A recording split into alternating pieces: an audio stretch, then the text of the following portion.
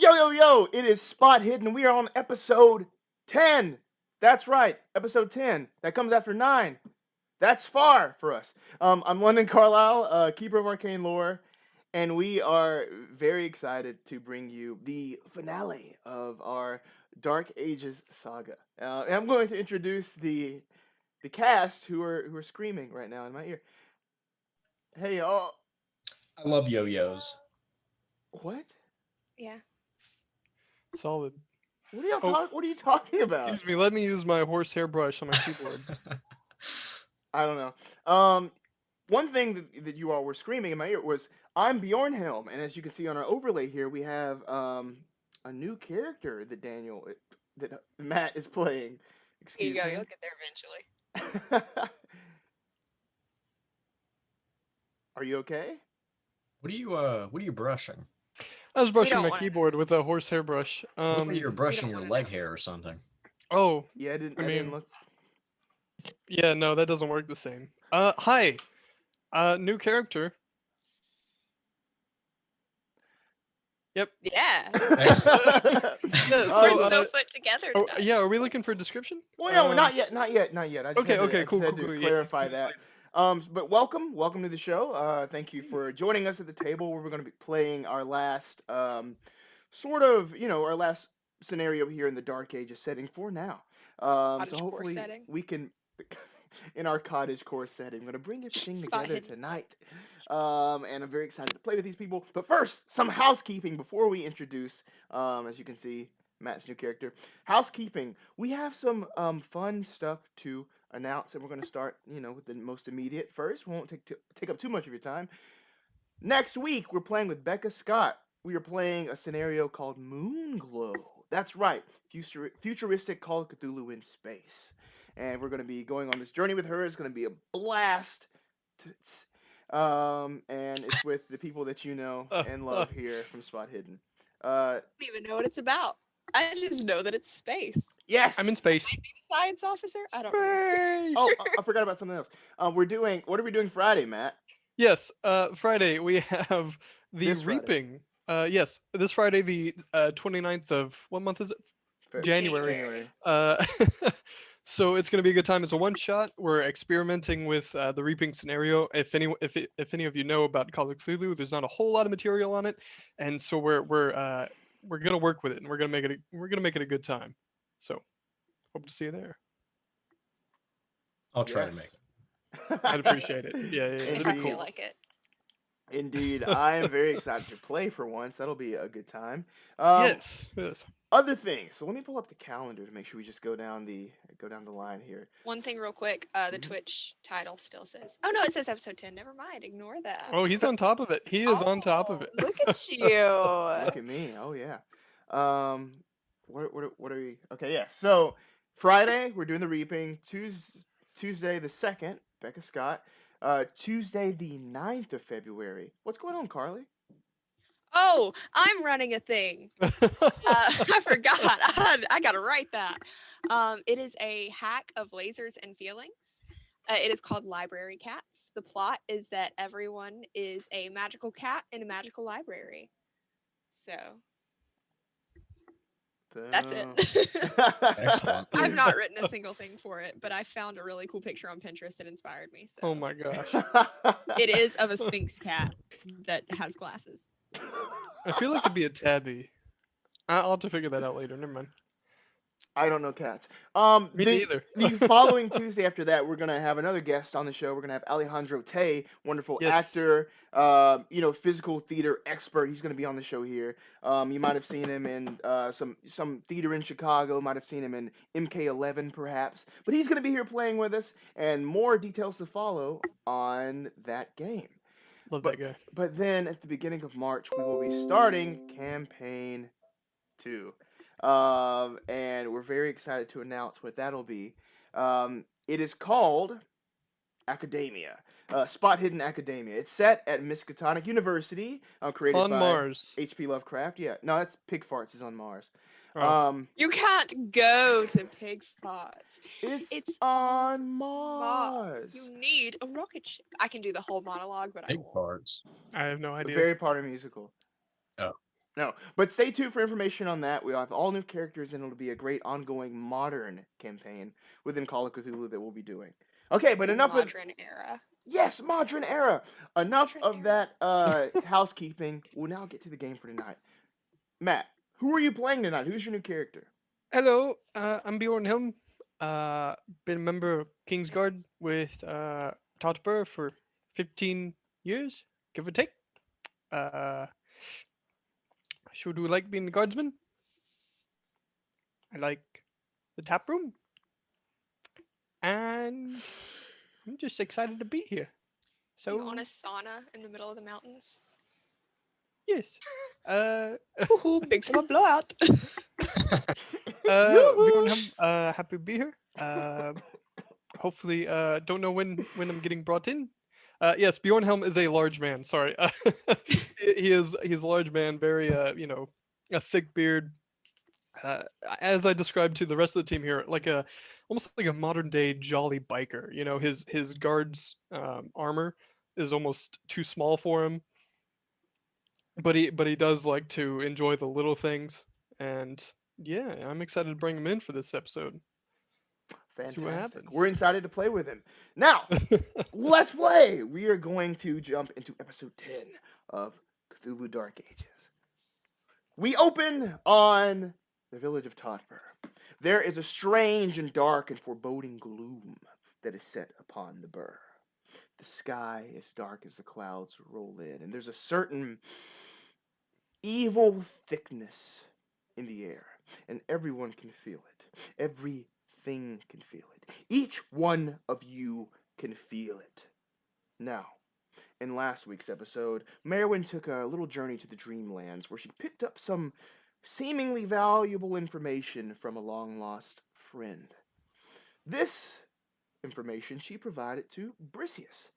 And now they gather to plot the best course of action to, calm things before they come to a violent and destructive head.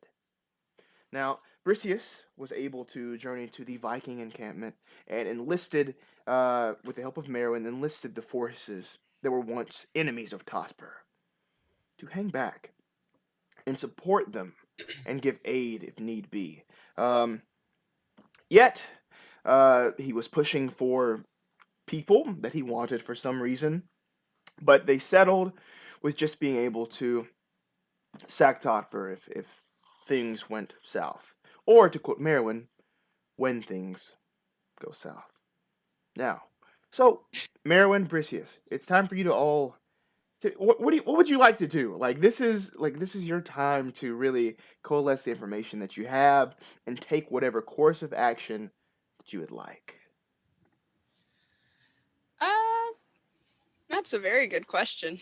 One more thing. Oh. Time seems to be of the essence. Yeah. You don't know to what, but just the way that the sky hangs with that certain shade of purplish that it almost is. The air feels like it is made of lead. And every couple of minutes there is this stench, this putrid, almost rotting stench that everyone around you can smell. Off in the distance, even outside of wherever you are, you can hear the animals periodically going batshit. What would you like to do? I guess we need to get back to Totburh. Assuming we're not already there. Let's say you're already there. You're already there. What exactly is the plan? Can Maerwynn and Bricius have discussed that? Can we just do that real quick? Please. So what exactly is the plan? Perhaps the Vikings should go in first, make it seem like the city is under siege, and then we go around them and find these two and kill them. All right, that works. Oh goodness. All right. So are we going now? Are the Vikings with us? Let's say that you've given the Vikings their instructions. They'll act on those, when it's time for them to, depending on whatever you've told them. All right, Bricius, what's the move? You're in charge of this.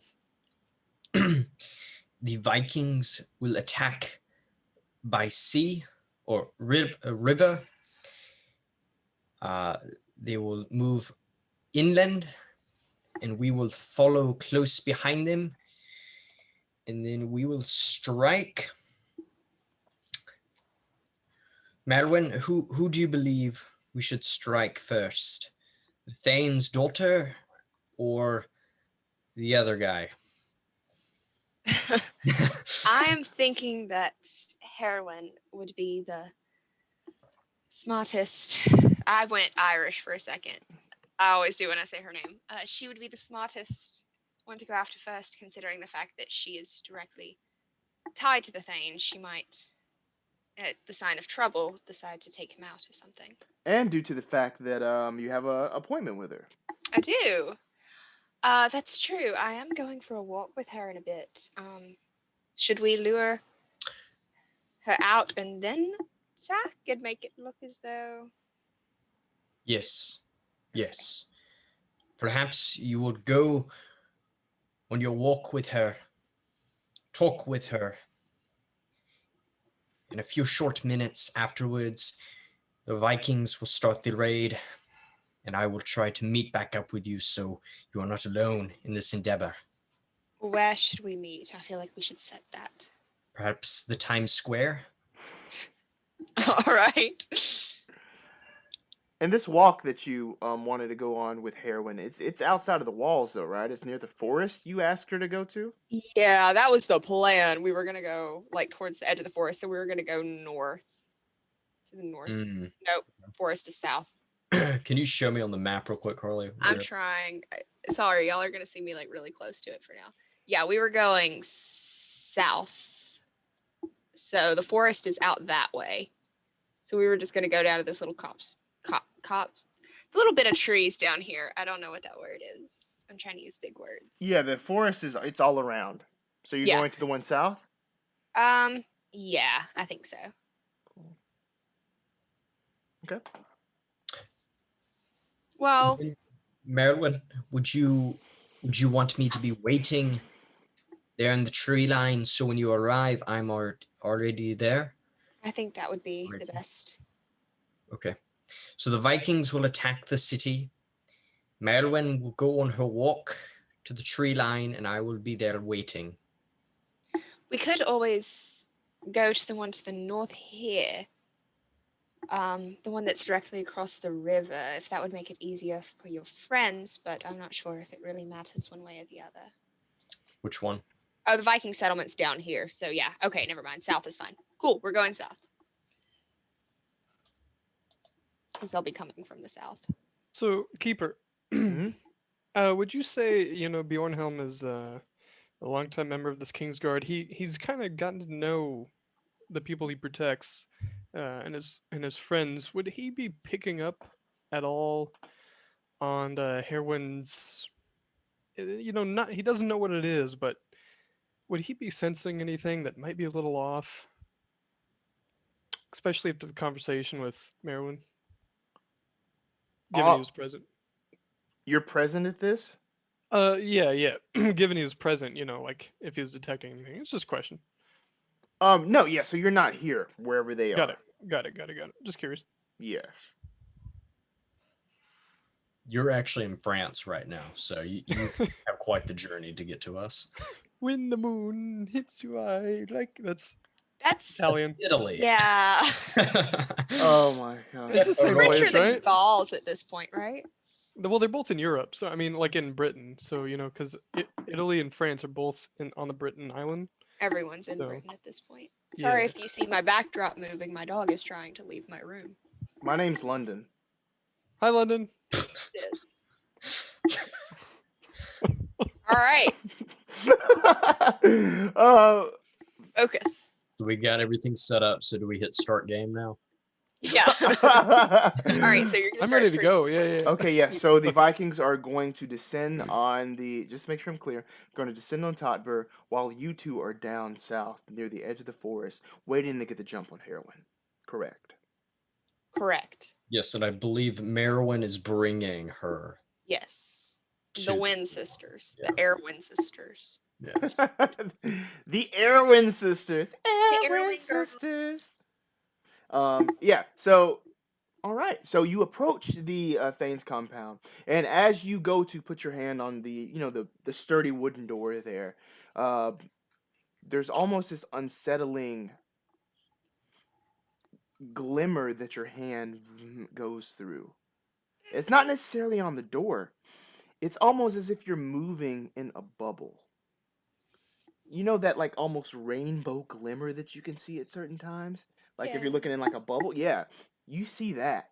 But just as quickly as it happens, it stops.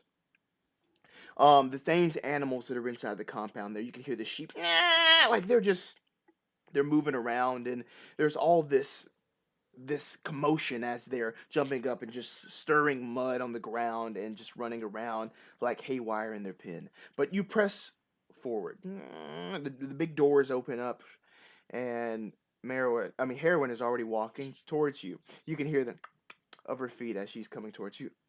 Oh, Maerwynn, just who I wanted to see. Hello. Perfect timing, huh? Yes. So that walk? Yes, let's go. I'm itching to get out of these walls. Of course, yes. And she looks to her right. There is one of the guardsmen there, very big, jovial-looking guy. Bjornhelm? Yes. Yes. Why don't you come with us? Yes, it's dangerous outside of the walls, and it's looking pretty dark today. Well, I suppose everyone will be okay here. I don't see the problem with it. Heroin, Let's go. I can handle myself. Bjornhelm is a trusted fellow. He'll be no trouble. He'll hang back. I will enjoy the woods, as they say. I hate this Matt. Oh, it's so weird. Okay. Yes, and she eyes you. You'll stay back, right, Bjornhelm? Of course. Always here to protect Totburh, of course. Yes. Let's go. And she turns around and joins you at your side. You Bricius. from Minnesota? Bri- There go all of our Minnesota watchers. They're just gone now. Bricius, meanwhile, is, setting himself up in the best way that he can. Okay, give me a nature roll, Bricius. Okay.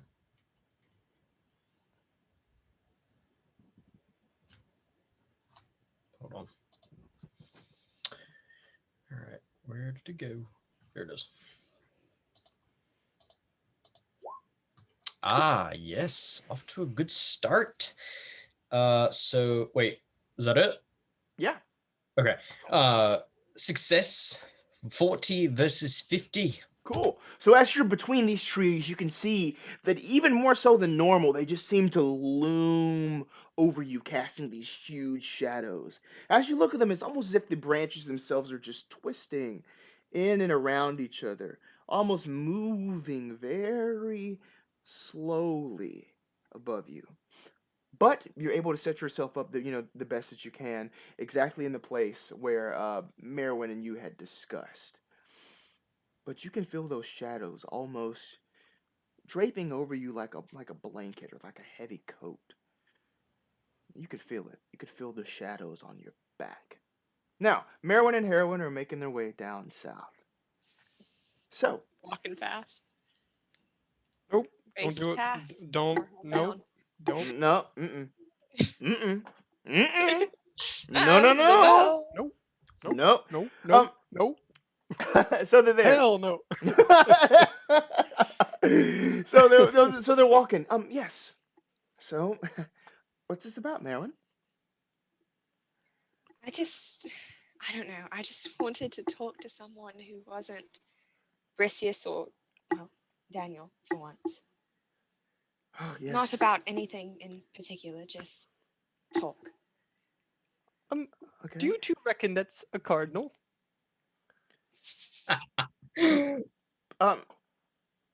Excuse me, Bjornhelm. Oh, right. Apologies, Maerwynn. Do you want to give me a natural world roll to see if that's a cardinal? I do actually. Oh my god. Okay. I mean, it looks. Bricius would also like to roll that. Okay. Oh, Bjornhelm. You know what they say? Red bird fly to the right. Okay. Yeah, you're It not. was a 79-30 failure, unfortunately. Yeah. So your character isn't good with birds. You don't really recognize anything that's in the air. You know. You're not like Daniel Smithson, who would have known that was an English cardinal. But you wanted to roll Bricius. Okay, give me a spot hidden roll. You give me a spot hidden roll instead. The one time he succeeds on a spot hidden roll is this. That would be so funny.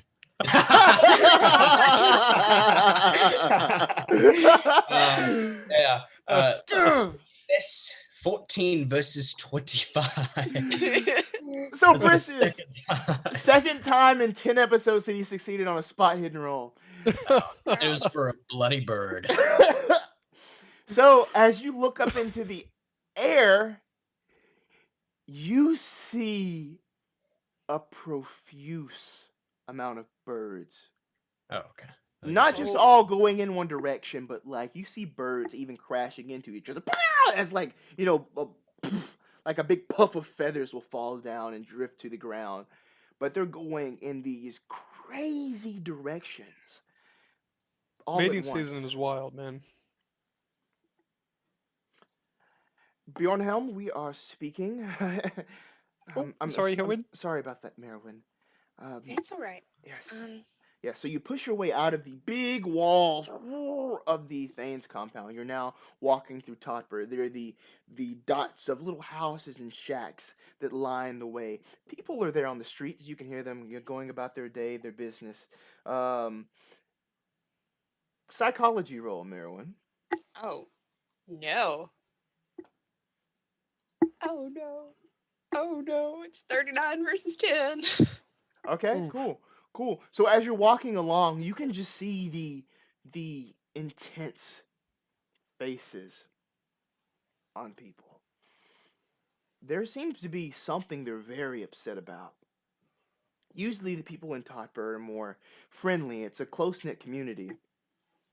There's something you did wrong, something you said, something Maerwynn did or said. Every face you meet is a scowl. There's even one little old woman that you can see just kind of leaned against her house there. The deep wrinkles around her eyes and her mouth as it scowls at you. Maerwynn looks around. Yes, maybe a walk is warranted today. What's going on with everyone? Have I been that out of it that I've missed something? I don't know. I'm not sure. I don't think that I have done anything to the people here. Yes. Let's keep going. Let's keep going. And she looks back at Bjornhelm. Bjornhelm, what does she see when she looks back? What's your presence like?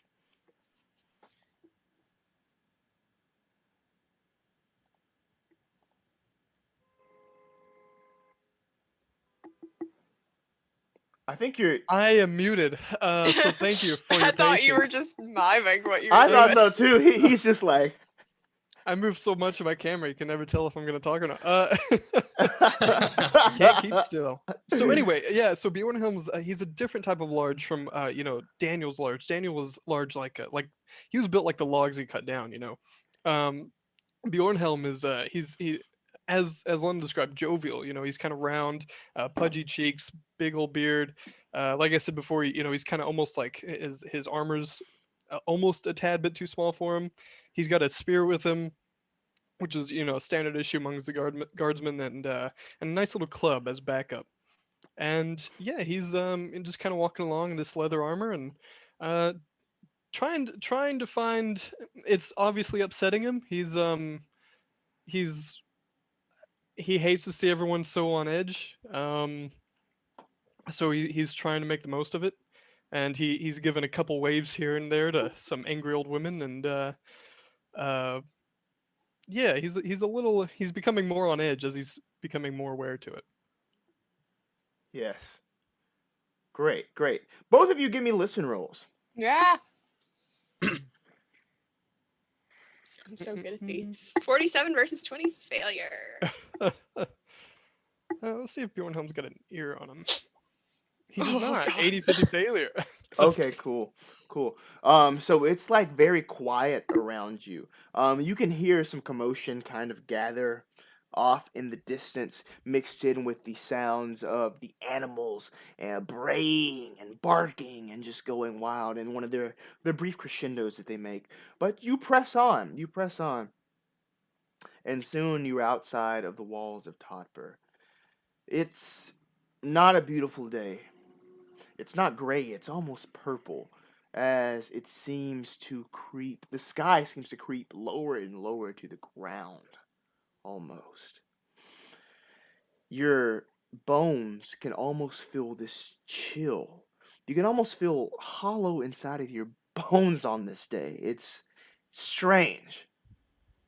No, thank you. These things come in bursts and then subside, grow in intensity, burst, subside.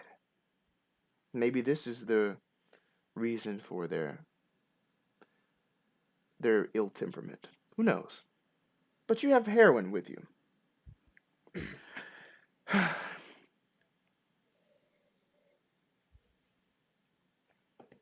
How have things been around here? I haven't really left my room much Oh, the past few days. they've been good, fantastic. Good. I'm glad things are carrying on. Yes.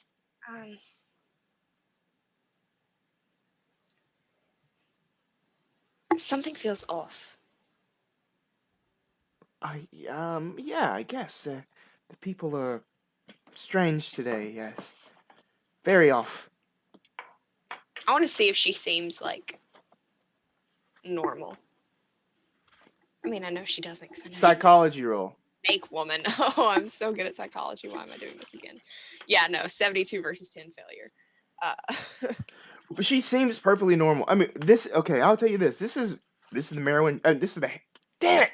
This is the. This is the heroine you. This is the heroine you know. This is. Yeah. She's acting normal. Yeah. Yeah, I figured. I don't know. I could just be paranoid. I could just be anticipating something bad to happen at this point. I'm not really sure what it is. I understand. It's a lovely stone.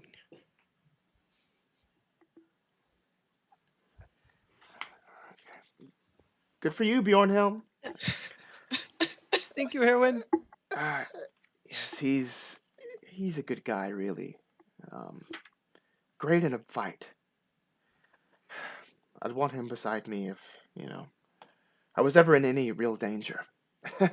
He may seem cheery, but when it comes to doing damage, this is your guy. Yes. I can only imagine.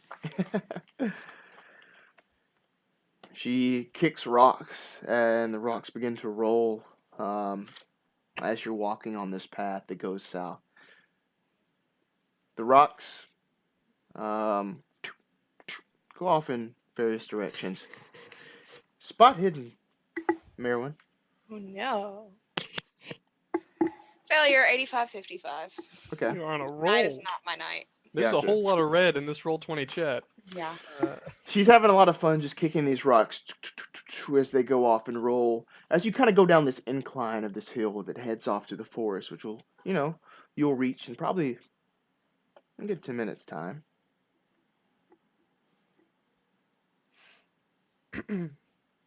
So I don't know. I figured you'd have some news for me, or something to talk about. No, you asked me to come here. I know. It's odd for me to be the one lost for words. Not usually. No, you're the bard. You always have words. It's actually strange that you don't have words right now. That's what I said. It's odd for me to be lost for words. Yes. That's what I said. Yes. Yes. No. Yes. No. Yes. Thank you, Bjorn Helm. And Welcome, Maerwynn. And you see her almost snap out of that. Oh, yes, thank you, Bjorn Helm, yes. Excuse me. No, what's happening? Okay. Are you feeling okay, Maerwynn? Feeling good, yes. How are you feeling, Bjorn Helm? Good. Good. I love him.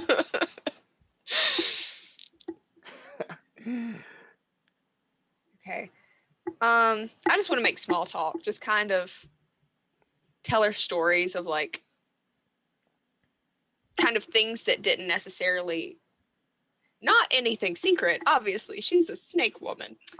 But like stuff that happened on our travels that maybe weren't in the like mainstream story that people told, like silly stuff that happened. Like something. Oh, I don't know. Like, this is important. I know. When you say that, that's important. Hold on, let me go to my notes. Tell her about the goat people. Yeah. She knows about the goat people. I'm gonna talk about how Iraku was the one who led us to one of the bodies that we found, and just that kind of stuff. Just like, you know, when they're telling the whole narrative, it's probably like, oh, they found this. This is what happened. I just want to kind of fill in the details a little bit. Okay. Yes, for sure. And she nods. Interesting. Yes. Yes. You're still out there, right, Bricius? Yes, I am. Natural world roll once more.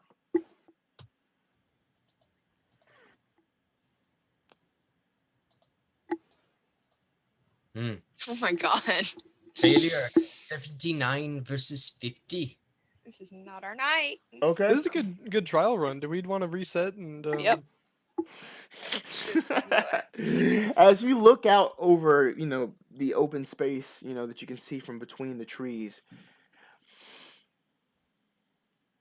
your eyes must be failing you because, just based on where the sun would be and the way the light comes down, it's almost as if the shadows are complete mirror images of themselves. They're at odd angles that don't make any sense, oftentimes crossing each other. That's what I'll tell you with that.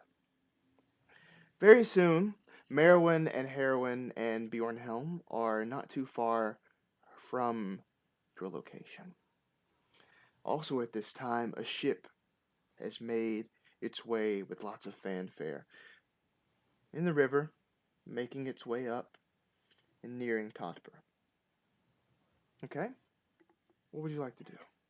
As we get like within earshot of Bricius, like close enough that he can spring an attack when he needs to, I'm going to look at Maerwynn and say, so when were you going to tell me? Tell you what? I think we both know what I'm talking about, Isis. Oh, shit. What? And she looks back at Bjornhelm. What are you talking about? I have no idea. I've never heard. Sis? What? Isis. No, you must be confused. I don't think I am. Yes, you are. I don't know what your friends have influenced you into believing, but you're confused, Maerwynn. Then why are you getting so defensive? I'm scared. Everywhere you go, trouble follows you. It's not just me that knows this. My father knows this. Totburh knows this. That's why everyone looked at you the way that they do. and now they'll look at me the same way, and I don't want that. Well, Maerwynn, if I may, they seem to be the ones to fix the trouble. Thank you, Bjornhelm. You know, I've heard from an old friend of mine that she's actually part of the trouble. See, there was this prophecy we were given, and I'm gonna hold on, let me look for it. Yes, there was a prophecy that we were given by the man at the church. I don't quite recall his name. You know which one I'm talking about. He said that we had killed one and there were two remaining. Isn't that odd? He is a madman. And you know this. I know that he's been right about everything else. And two of what? Everything else. I've had enough of this. Bjornhelm, we have to go. Well, okay then. I don't think that you're going to go anywhere. And I'm going to pull my dagger. Bjornhelm! She is trying to attack me. You must stop her now. Maerwynn, I'd have to ask if we don't get into any trouble now about. I have made no move against her. She pulled her dagger on me. No. You did pull a dagger. I did pull my dagger, but I didn't pull it on her. If I wanted to attack her, it already would have happened. Well, maybe so, but I will hold on to this. And at this point, I'm going to look in the woods and think, where the fuck is Bricius? He's out there. At this point, Maerwynn kind of like makes her way very cautiously without taking her eyes off of you, just kind of walks back, and placing herself directly behind Bjornhelm, kind of peeking out from behind him. He's not readying it, but he has the base of his spear on the ground, holding it as if it's a walking stick.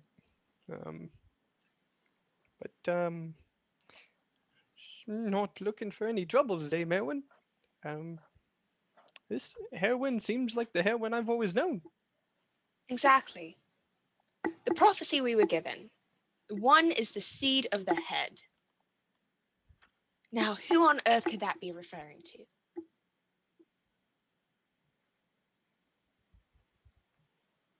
Seed of the head. I don't know! Now I'm starting to doubt myself. Can I do something to see, like, if I'm going absolutely crazy? Maerwynn, do you have a seed on your head? And she like smacks you on the back. No, I don't have a seat on my head, Bjornhelm. Take me back home. Well, we can't leave Maerwynn out here alone.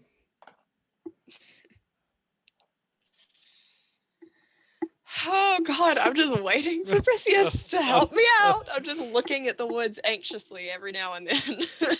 But not where Maerwynn can see. I don't want her to notice.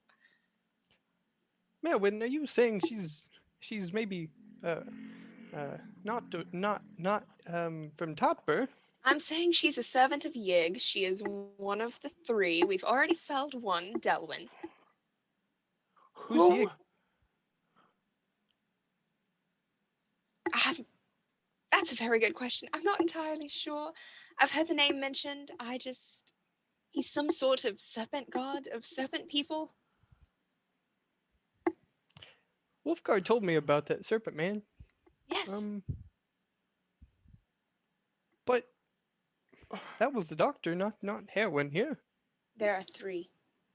One, the seat of the head. The other makes things with his hands, and we already know the other.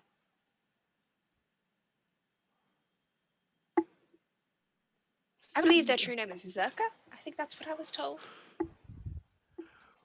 She's getting visibly upset. Like she's like every time you say like one of these names, she's like, "What?" Like grasp for pearls. Well, she doesn't have pearls, but you know what I mean. Yeah. Well, she has like a necklace, you know, and like a nice, pretty gem there. Yeah. But see, when you have a friend that's dead, you learn a lot of information. But, well, not one to talk to the dead people, but Maerwynn's helped out Totburh quite a bit. Maybe you don't know you're a snake person.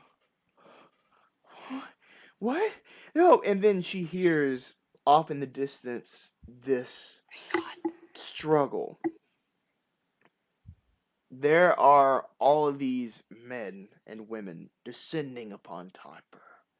You can hear their screams, and you can see them visibly attacking the place and coming inside. If there was ever a distraction, it's now. It looks kind of like the previous raid, which you all kind of helped stop. But now there's now more people. There's now more people that you've all convinced to come here and do this on your behalf. It's just funny because we helped stop the last one when we started this one. So now they're descending upon you. Bricius, can I have another natural world roll? Of you waiting in the bushes. You hadn't come out yet, but I need another roll, man. A hard success. 19 Finally. versus 50. Bricius, as you wait there, watching all of this, you feel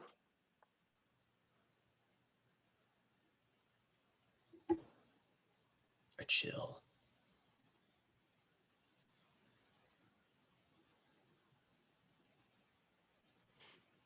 you feel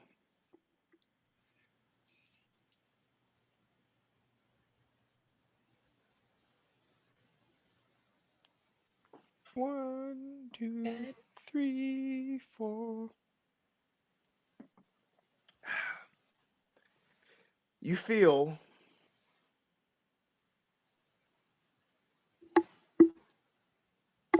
that's what you feel. You feel this anticipation that just builds and builds and builds. Something is about to happen. You can feel it. And just as it's about to come to a head and happen, but then even more intense. And that's what you feel in the world around you. I see you shiver with anticipation. Nope. Don't do it. Patient. But maybe the rat. No, okay. Anyway. You can't say anticipation when it's a group of theater people. Was it you I told not to come to that, Carly? Yes. Yes, okay. Yes. Anyway. It was. Never mind. Anyway, okay. So. Well, there you go. Now back to Maerwynn and Bjornhelm and Heroin.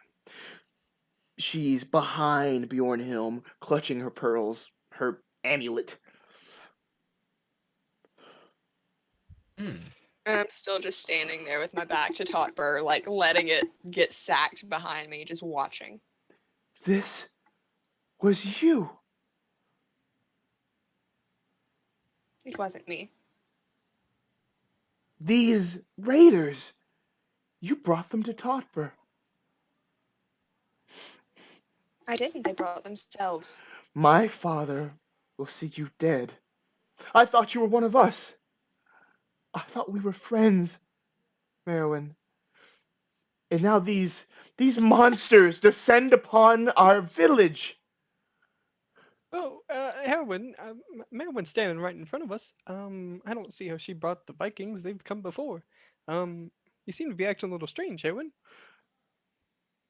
You don't think it's a weird coincidence that as soon as these people come up that Maerwynn casually leaves? Well, I knew there was something up. I had to bring you with me. Suppose, but it seems Maerwynn has a reason here, and I'd like to hear her out just as much as I hear you out, Maerwynn. We are all of Totburh, as I see it. Charm or persuade? He's not very good at that, but shit. he can definitely try. That's not good. Use your luck points. 47-15 failure, which means that's a few luck points. That's heavy. Yeah. So as you say that, she says no. London, are there other Vikings around? Were you saying that there's a bunch of Vikings now around them, or off in the distance? Off in the Viking. distance, directly Okay. on Totburh. They've Okay. all kind of gone in Totburh, and as this happens, you can see more of them disappearing as they go inside the walls. Okay, all right, continue. No, What? you have to go back and help Totburh. I don't know, Bjornhelm. You have to go. I suppose you're right. Maerwynn, do you promise not to hurt Maerwynn here? Promise to not throw the first blow. Well, I suppose that'll have to do, or else more people are gonna die. Bjornhelm doesn't help now, so good luck, Maerwynn. I love Bjornhelm. He's just like, you know what? Let's just let them deal with it. And she says, Bjornhelm! Maerwynn will be back shortly. She will answer for her crimes to my father. Make sure that she does.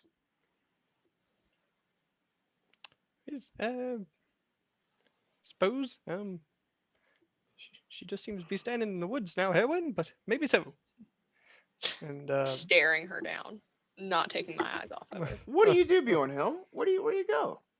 Well, his city that he loves is about to start burning, so he's not sure what's going on here, but he knows Maerwynn is a good, as far as he knows, is just as good as Maerwynn. So whatever this little weird argument that he doesn't understand is, he's gonna go to the real problem over in Totburh. Okay, give me a listen roll as you're walking away. Okay.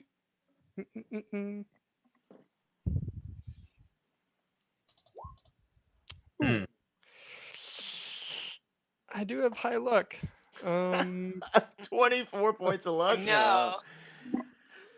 Well, I suppose not. Oh my goodness. Okay. Could roll physical die, but okay. That was weird. It's like a stomach growling, but in my throat. good news, I rolled a 6 on physical die. Oh, really? Great. Wow. Love Okay. that. Anyway. So you're walking away, just off into the distance, and Heroine is staring at you, Maerwynn. Where did you get these names? Are you done with your little perform? I'm not performing. I told you when you have a When I have a what?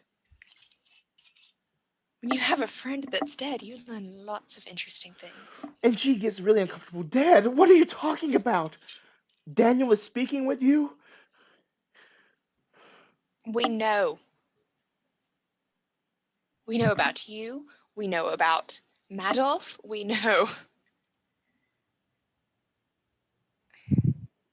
She's clutching her pearls so tightly, and as she does, give me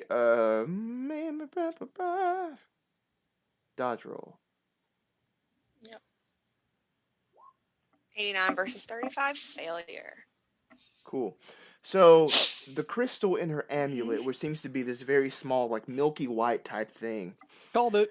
as her Yep. hands are there around her neck, you can see sort of like the brass looking outline of it twist, and kind of what comes out of it is what we would call like a barrel. And this blast, boom. I'm sorry, did she just shoot me with a necklace gun? She has a crystal that shoots this blue energy that is like a bolt that comes barreling towards you. Let's see if it happens.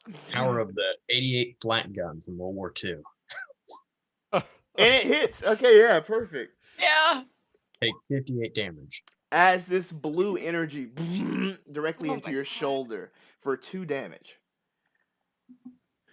And with that, she just kind of closes the distance. You will say nothing, or you will die here where you stand. Blaming you for that one, Carly. I mean, even I picked up on that one. I did too, Not- but like, what can I not- do about it? Not anything to say about it I have. and then she spins around.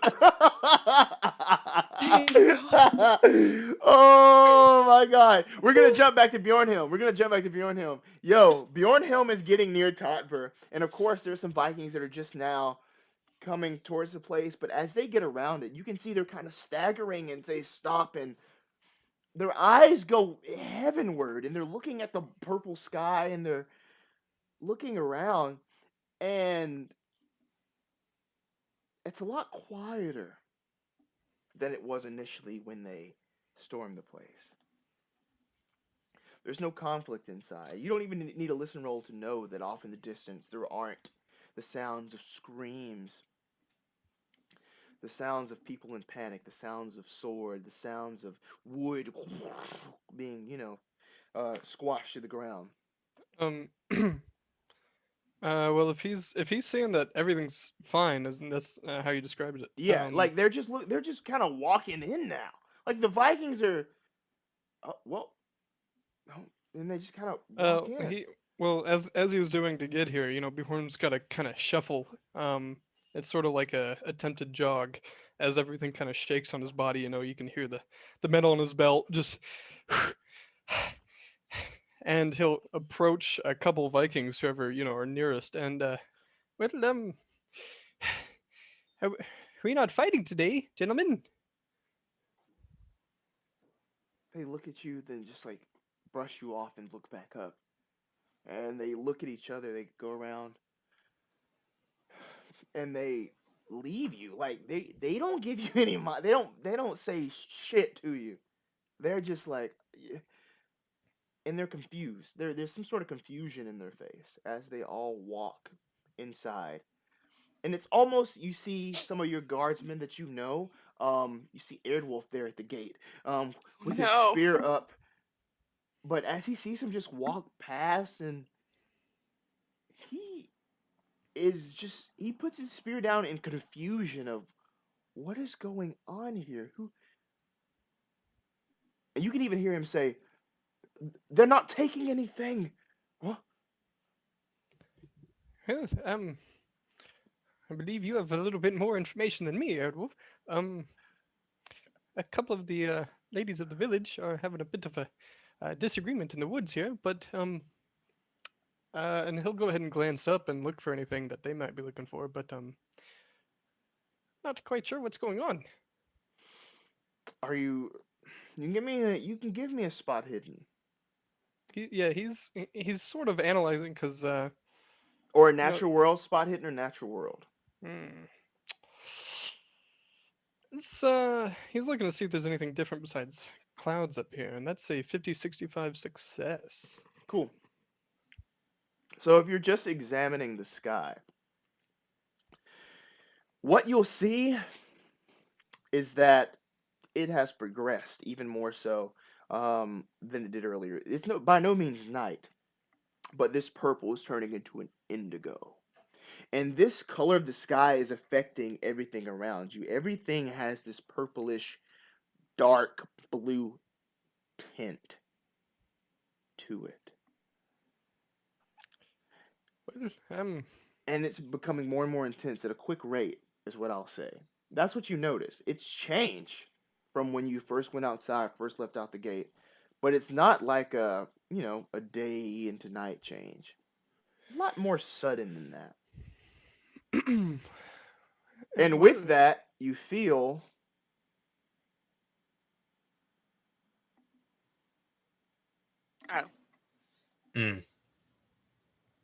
that's what you feel. That anticipation just Sir, I have anxiety. You can't do that kind of thing to Then me. you know it, method act this shit. You know exactly what I'm talking about. That's what you feel in your bones. It's heavy. Literally 24/7. Correct. Well, Eardwolf, I suppose should go ask Oswin and see if he knows what's happening in Totburh. I think so. And he just kind of runs off. He pushes past some of the people that are in his way and just runs off. I presume to the center of the town.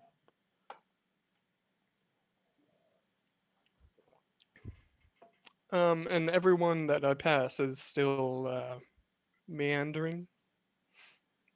Yeah, looking up, very confused. And this goes for civilians, even a couple notable figures in town. No. So the civilians, there's a different attitude. They're, they are scared of like, whoa, there's Vikings here. Like, what? Like, so they're more like the guards. They're more like you. They're just like you. They're like, what the fuck is happening? Why did they just walk in the door? Why aren't they doing anything? Like, we can't even go and fight them, just defend our homes because they're not attacking. Well, as he goes by, I'll just ask everyone to get inside, and he'll keep heading on towards Oswin, see if he has any answers. Oh, yes, Bjornhelm, we'll go inside. Yeah, come on, kids, this way. Good. And he gathers his children. Yes, Bjornhelm, yes, we'll go inside right now. Yes. What is going on out here anyway? Yeah, well, it seems the sky decided to turn funny colors. But we'll get it figured out. Oswin, we'll get it figured out. And this person grabs you by the collar and just brings you close to their face. Shakes you. And just like this, He's trying to scare him. This confusion goes over their face, and they let you go and go inside and close their door. Wait. Seems a bit upset. Edwin, let's keep moving, I suppose. And you keep moving. Back down outside the... Why is that a country? Back down outside the walls. Back down outside the walls. Down south there. Bricius and Maerwynn. Down by that creek, I think the Bricius guy down there. I love how you're making fun of it and calling him Bricius in a southern accent, even though that's the way I say it. Bricius. That's what my mom used to tell me to do. London, why aren't you wearing any Bricius? Bricius. Anyway. Bricius. Oh, Bricius. Like the black killing the hills. Okay, yeah, so what's going on with you, Bricius? No, Bricius has come out from the woods, sword drawn. He's wielding Excalibur. And he is confronting this woman. You. Oh, God. My. It's a pretty amulet you have there. And like, very sharp, like looks at Maerwynn, back to you. If you want your lives, you will leave this place and never return. Go back to where you came from.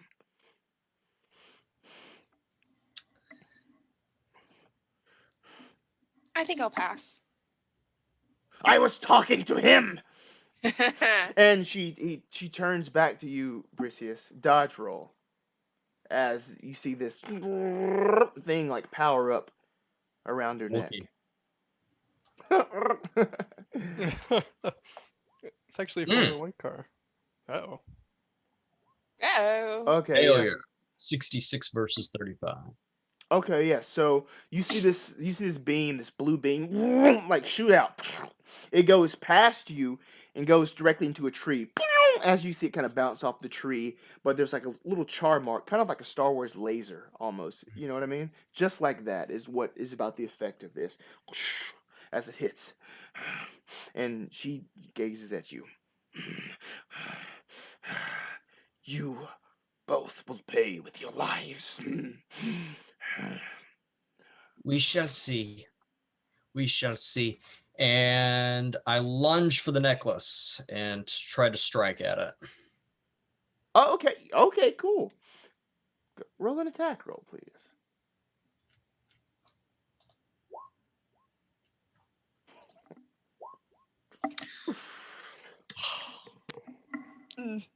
Extreme success, 12 versus 60. And that's extreme damage, so that's a total of 12 damage. How do you get in here and do you just attack straight for the necklace? Describe that for me. So Bricius kind of does a run, gets a little bit of a head start and some momentum, and does kind of a flip. And as he's coming down with the flip, his sword is coming down with a hacking motion and going right here for the throat plus the necklace. So let me tell you, so as Bricius comes down, you cut straight through that necklace, and by proxy, straight through the neck. You cleave directly through Maerwynn. And you can see her like almost like split open. God. And you just see like the blood pour out as you very cleanly slice this girl in half. She kind of goes in two directions. Of course the necklace breaks, but on the ground you see this blood pour out as she lies there. Jeez. Fucking wrecked. Bricius intense. tries. What's Maerwynn? She had 11 hit points. That was very intense. I thought that was going to be a much tougher fight. Where were you? Where were you? Daniel was in need. Sorry, I had it. That was the problem. All right.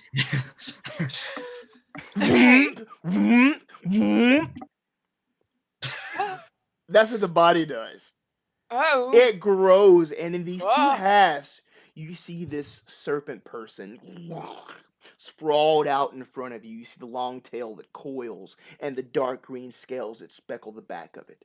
You can see its tongue sticking out from its mouth and its flared nostrils with these wide eyes that are just dead there before you. That small milky white crystal, pretty far from its neck, kind of off the tip of where its hand is pointing to. Dead on the ground. I'll take Bricius unless you would like that. I believe I might just keep this as a souvenir. You have a gun now. Thank you. I have a Great. gun. Congratulations, Maerwynn. I have ranged weapons. That hit points of anyone. The very first gun. You can Kamehameha that shit too. I can just.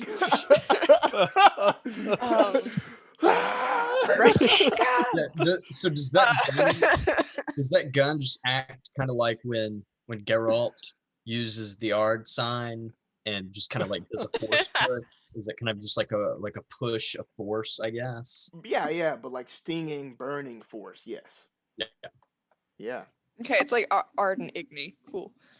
Yeah, let me give you the stats on that really quick, just for your reference. Okay.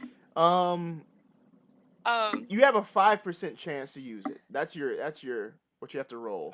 5. Oh, okay. But it'll be it'll be a D8 if you can use it. Cool.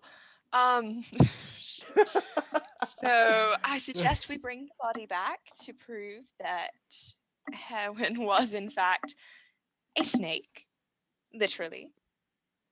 That had been accused of killing the Thane's daughter. Wait, is she alive or is she dead? She's dead, right? Did you just cut in half? Yeah. Oh, I thought you were saying that she just reanimated into the snake. It did kind of sound like that. Yeah. She did. She changed into the snake. Yeah. But she's like still dead. cut in half. But dead, yeah. Sweet. This snake person's in 2 halves. Wow. Okay. Cool. I'll let you carry both halves as well. Yes. Perhaps we should grab the head and leave the rest of the body. We'll need something to prove it's Maerwynn. May we inspect the snake corpse to see if there's anything that would resemble... You have the necklace. Yeah, we do have the necklace. Yeah. Okay. Did she always wear that necklace? Yes. She always wore the necklace. Okay, cool. Give me a luck roll, both of you. Oh no. Which is 41 versus 46. Okay, cool. Hard success. 28 versus 60. Okay, great, fantastic. So what you find on the body, Maerwynn, there are these golden armbands that also kind of popped off at the moment when Bricius came down with that sword. So there's those, and they kind of really do signify a member of the Thane's immediate family there. Oswin wears very similar ones. So that's what you find there. So you're able to take that back, and you succeeded as well, Bricius? Yes, Okay. a hard success. Okay, cool. What you see, you have this belt. It's Maerwynn's belt that was tied around like her dress that she was wearing. There's the belt, and there's like this little headdress that she had. It's like a head covering, like one of those like things that kind of drapes over her hair. It's one of those. She has that. Those are still there on the ground as well. So you have those pieces, those 3 pieces: belt, headdress, armbands, necklace. So 4. It's amazing. How do you hold your pants up like that? Belt. I would like to pick up both of those items, but I would also still like to cut off the head of the snake. Fantastic, man. No roll needed for that. It's We hang off, it over man. a fence, it'll start raining. If you can cut through a teenager, you can cut off a head. And now That you sounds know. terrible. Oh, And now you know. And now we're playing Call of Cthulhu. Like That's true. That's pretty Bricius heartbreaking. is probably covered in blood. Like he went like anime style. Like it's like in what was that? Yo, what was that? I'm trying to think of that. Was it a scene in Berserk? I don't know. No. Yu-Gi-Oh! It wasn't Yu-Gi-Oh! Most definitely not. Unless it's a sports anime, I probably haven't seen I'm it. gonna As Bricius was coming out of the woods, all you heard from Maerwynn was a classic Nani. Nani? Okay. So Bjornhelm, you see these people rushing back towards the gate, towards you. And they have some gifts in hand. Wait, are these our people? Yeah, Bricius and Maerwynn. Oh, they're running back. Maerwynn, where's Maerwynn? She was a snake, I was right. What? She was the snake person, I was right. Bricius holds up the head. And I'm holding like the necklace and the armbands. Well, seems you were. Which means I'm also right, and the other is Medolf the Potter. We need to find him next. Madolf? I just got him. Well, if you say so. Probably going for Oswin if I had to guess. So. Wait, Maerwynn. What's going on here? What's wrong with the Vikings? Is this not? They know they're not supposed to attack, but they seem. It's different than that, isn't it? I want to see what they're looking at. Okay. Give me a psychology roll, all 3 of you, if you would like. No. It gets worse every time I roll it. Don't worry, I'm going to 90. succeed in a 10. Yeah, this was a very psychology. Oh, dude! Hudson. Dude! You're spinning it. Hudson. I don't think I am. Hudson. I will if you do. What did you roll, Hudson? What did you roll? Tell the people at home. Yes, so Bricius rolled a 13 versus a 10.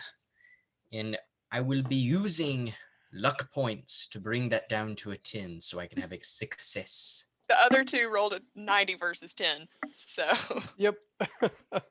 Oh, we got exactly 90. How fun is that? So, You know, for Call of Cthulhu, you'd think we'd invest more in psychology, but You think? Maybe one of us will be a psych major in academia. Who knows? It's not me.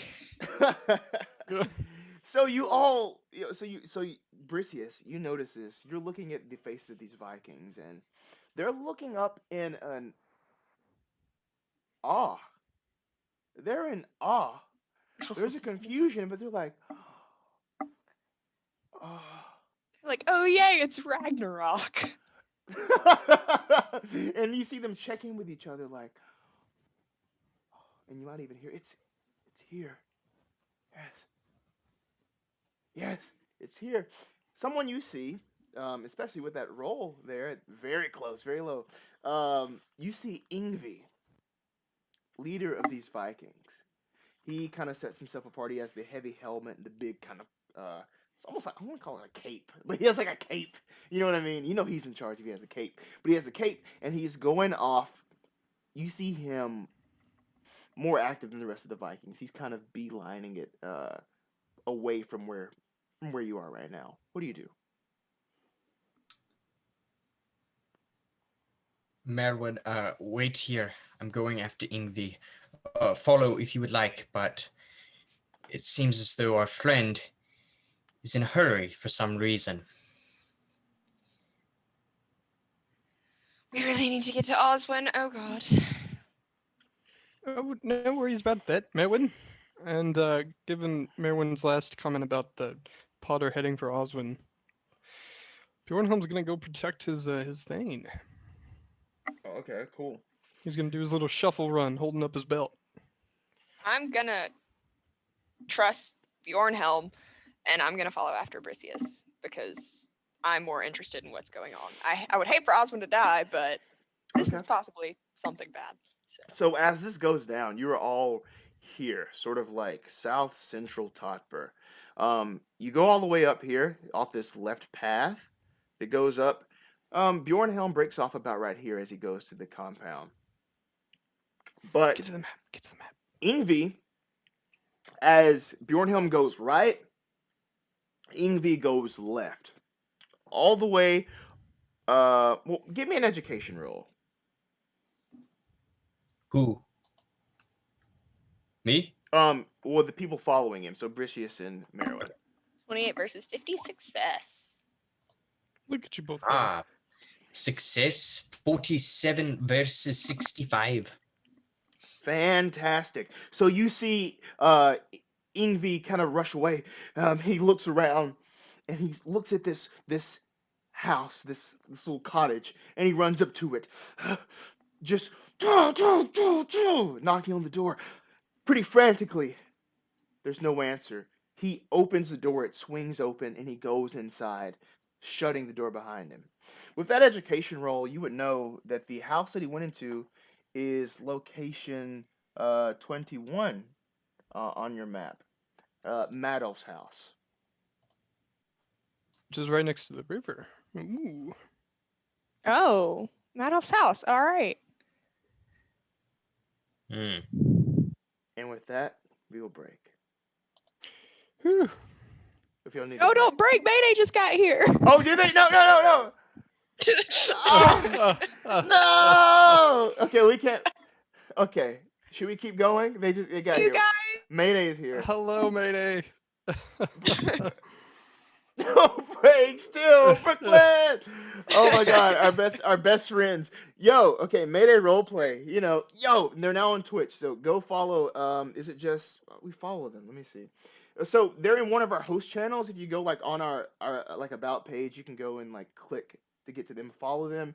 We had a great hangout with them the other night. A great group of role players, a great group of friends, and we're glad to call them friends to us. But yes, they're here. So do y'all really need a break? We will take a break if we need one right now, or we can wait a little bit.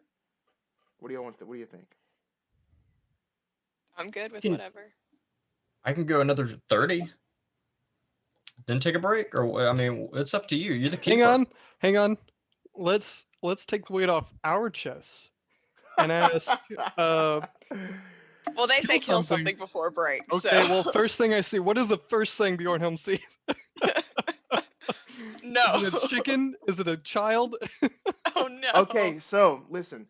So as you go up to the Thane's compound, it's pretty empty. All of the guards that normally keep this place on tight lockdown, they've all exited out. They've all gone outside of the inner walls of this compound in order to fend off the Viking raiders. But now that there's no raid, they're just kind of playing crowd control almost. The door to the Thane's compound is mysteriously still open. Maybe someone didn't close it in a rush. What do you do? Sorry, could you reiterate the presence of any living things, any people around here? No, nobody's Nothing? around. Yeah, nobody's around. Well, Bjornhelm is, he's already got the blood rushing. He doesn't do this much running on a daily basis, so he's kind of checking to see if any of his friends, his other guardsmen, are around, and if they're not, he's gonna rush in and see if he can find Oswin. Fantastic. So as you go inside, it's dark. The big purple indigo sky outside is really casting this huge shadow on the inside of the Thane's compound. Shadows bend in ways that don't make sense to you. The light is coming in from behind you directly, but it's almost as if the shadows are being cast from the opposite direction. It's strange. Give me a spot hidden roll. Can't lie. Kind of like the sound of that one. Just rolls right off the tongue. That's it. That is an extreme success on Bjornhelm's part. Look at my man's go. The light from behind you, it one shadow that sticks out to you is one that's being cast by the natural light from behind you. You can see the glint of a small piece of metal that's on the end of a chest at the far end of this hall. The floor underneath your feet creaks and cracks, but there's something blocking that piece of metal at the corner of that chest. As you get closer to it, you can see that it appears to be this bloody hand that is sticking out from under this large wooden chest. What do you do? Well, Bjornhelm's he's gonna rush over and see if he can uncover this body. Opening the chest. You open it up. There inside this chest, you see the naked body of the Thane, Oswin. A look of fear is on his face as his body is covered in blood and gashes and cuts. Sanity roll, baby. He's not gonna know what to do in this extreme success. He'll take it, but also he's sad. Yes. Extreme success. You don't lose any sanity. I mean, dark ages. It's tough times. It's rough. It's rough out here. There's all this stuff. But it's still, that doesn't make up for the fact that this is somebody that you trust, somebody that you've known, somebody that you've worked with very closely. Dead before you. You hear a voice that, follows directly after a short, very quick patter of feet behind you. Bjornhelm, what's going on? What are you doing? Does he recognize the voice? Yeah. Bjornhelm. Yeah. In a shock, if he, got down on his knees to open it, he stands up and, with a face of shock, just looks at his friend and then back at the body. So you look at Oswin, and he goes and looks down at the body of Oh, Oswin. wait, hey, hold up. All right, son of a bitch. Sanity roll, baby. Sanity roll. Give me another one. Give me another one. It's not a success, but basic success, 3960. Okay. Bitch. Okay. 2 sanity loss. Okay. As the very obvious face of Oswin, decked out in his regal thaneness, stares back at you. But as he looks down and looks at you, he doesn't say another word as his eyes grow intense. Outside, the air feels still and close. It's almost like saran wrap against your skin as you see that door close behind Ingvi as he goes inside of Madolf's house. What did Bricius and Maerwynn do looking at this? What do you do? Bricius stops in front of the house. I'll stop too and just look at Bricius because he seems to know what he's doing. Maerwynn, I have a bad feeling about going in that house. Perhaps we should burn him out. I really wish you would stop taking that as the first option for everything. Yes. That is Burn it. not the way to solve your I'm, problems. I'm It's gonna not keep to my burn. mouth. I'm gonna keep my mouth shut. You see, I'm always like, don't burn it. I'm done. I'm done. Well, then on that note, we're burning that house. I mean, yeah. I mean, we don't really have anything else we can do. What do we have to lose? Go for it. Excellent. Okay. Let's see.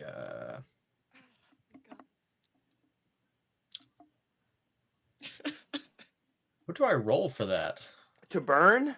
Well, first off, you need some stuff to burn it down with. That's the fun roll, I think, if you can find it. Yeah. Good times roll.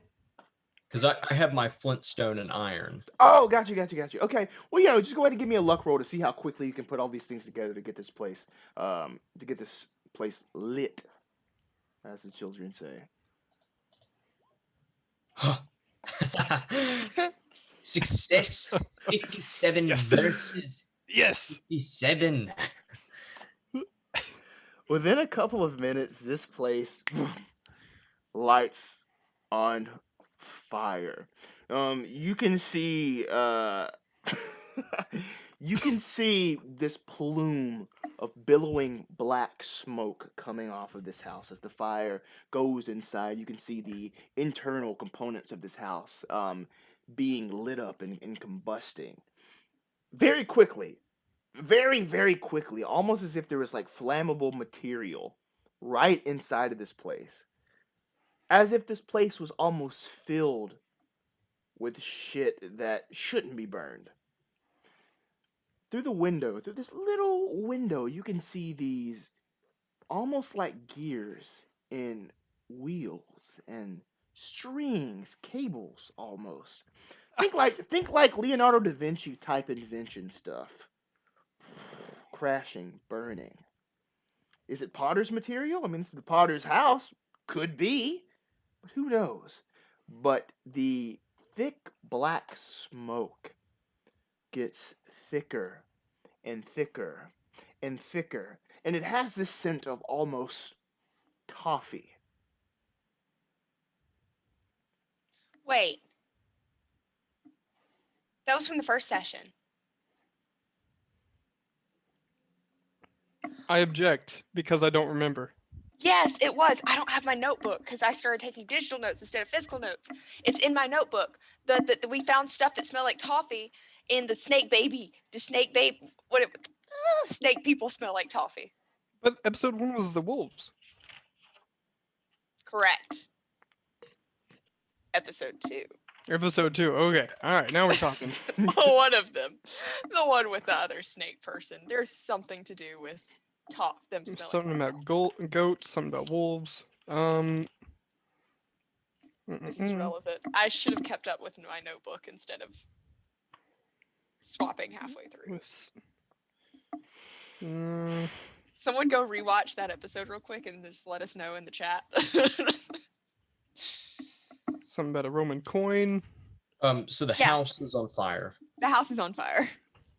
Yes. And there's this smoke billowing out of it, and this scent of toffee is invading your nose. I'm gonna look at Bricius and say, does this smell familiar to you? Oh no. London, why are you rolling so much? As you look at Bricius and ask him this question, you see, it's almost as Bricius' face is melting. You see all these colors immediately start. You see yellows and blues and reds. It's if he's responding to you, you don't know what he's saying. As it's almost as if the clothes that you're wearing are just covered in this thick sweat. It's hot, and you can almost peel like the clothes off of you. You know what I mean? As if you jumped into this pool with all of your clothes on. That's what you feel and see. You just Bricius, the village. what are you doing? Well, he looks to respond to Maerwynn because she asks, does this smell familiar? And I turn to her and I say, yes, oddly enough, it does. Immediately, you're back in your court. You turn and you see your entire family in front of you. You see a servant walking towards you with this very simple crown, going to place it on your head.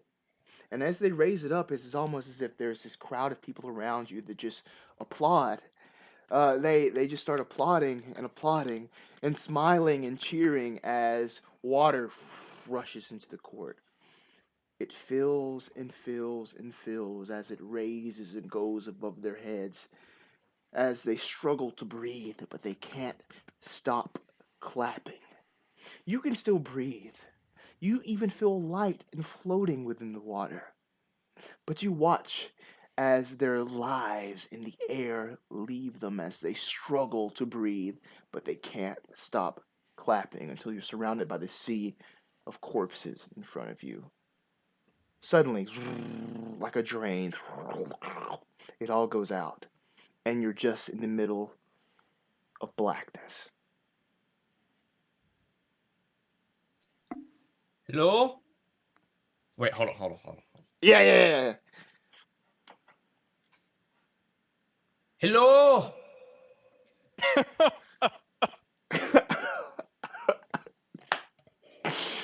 You've been waiting so long. Only 10 episodes to get to that. Well, yeah. A very serious moment, and we all just broke immediately. Wait, do it again, because it wouldn't be right if you just said it once. So. Yeah, that's true. Hold on. Yes, echo machine, yeah.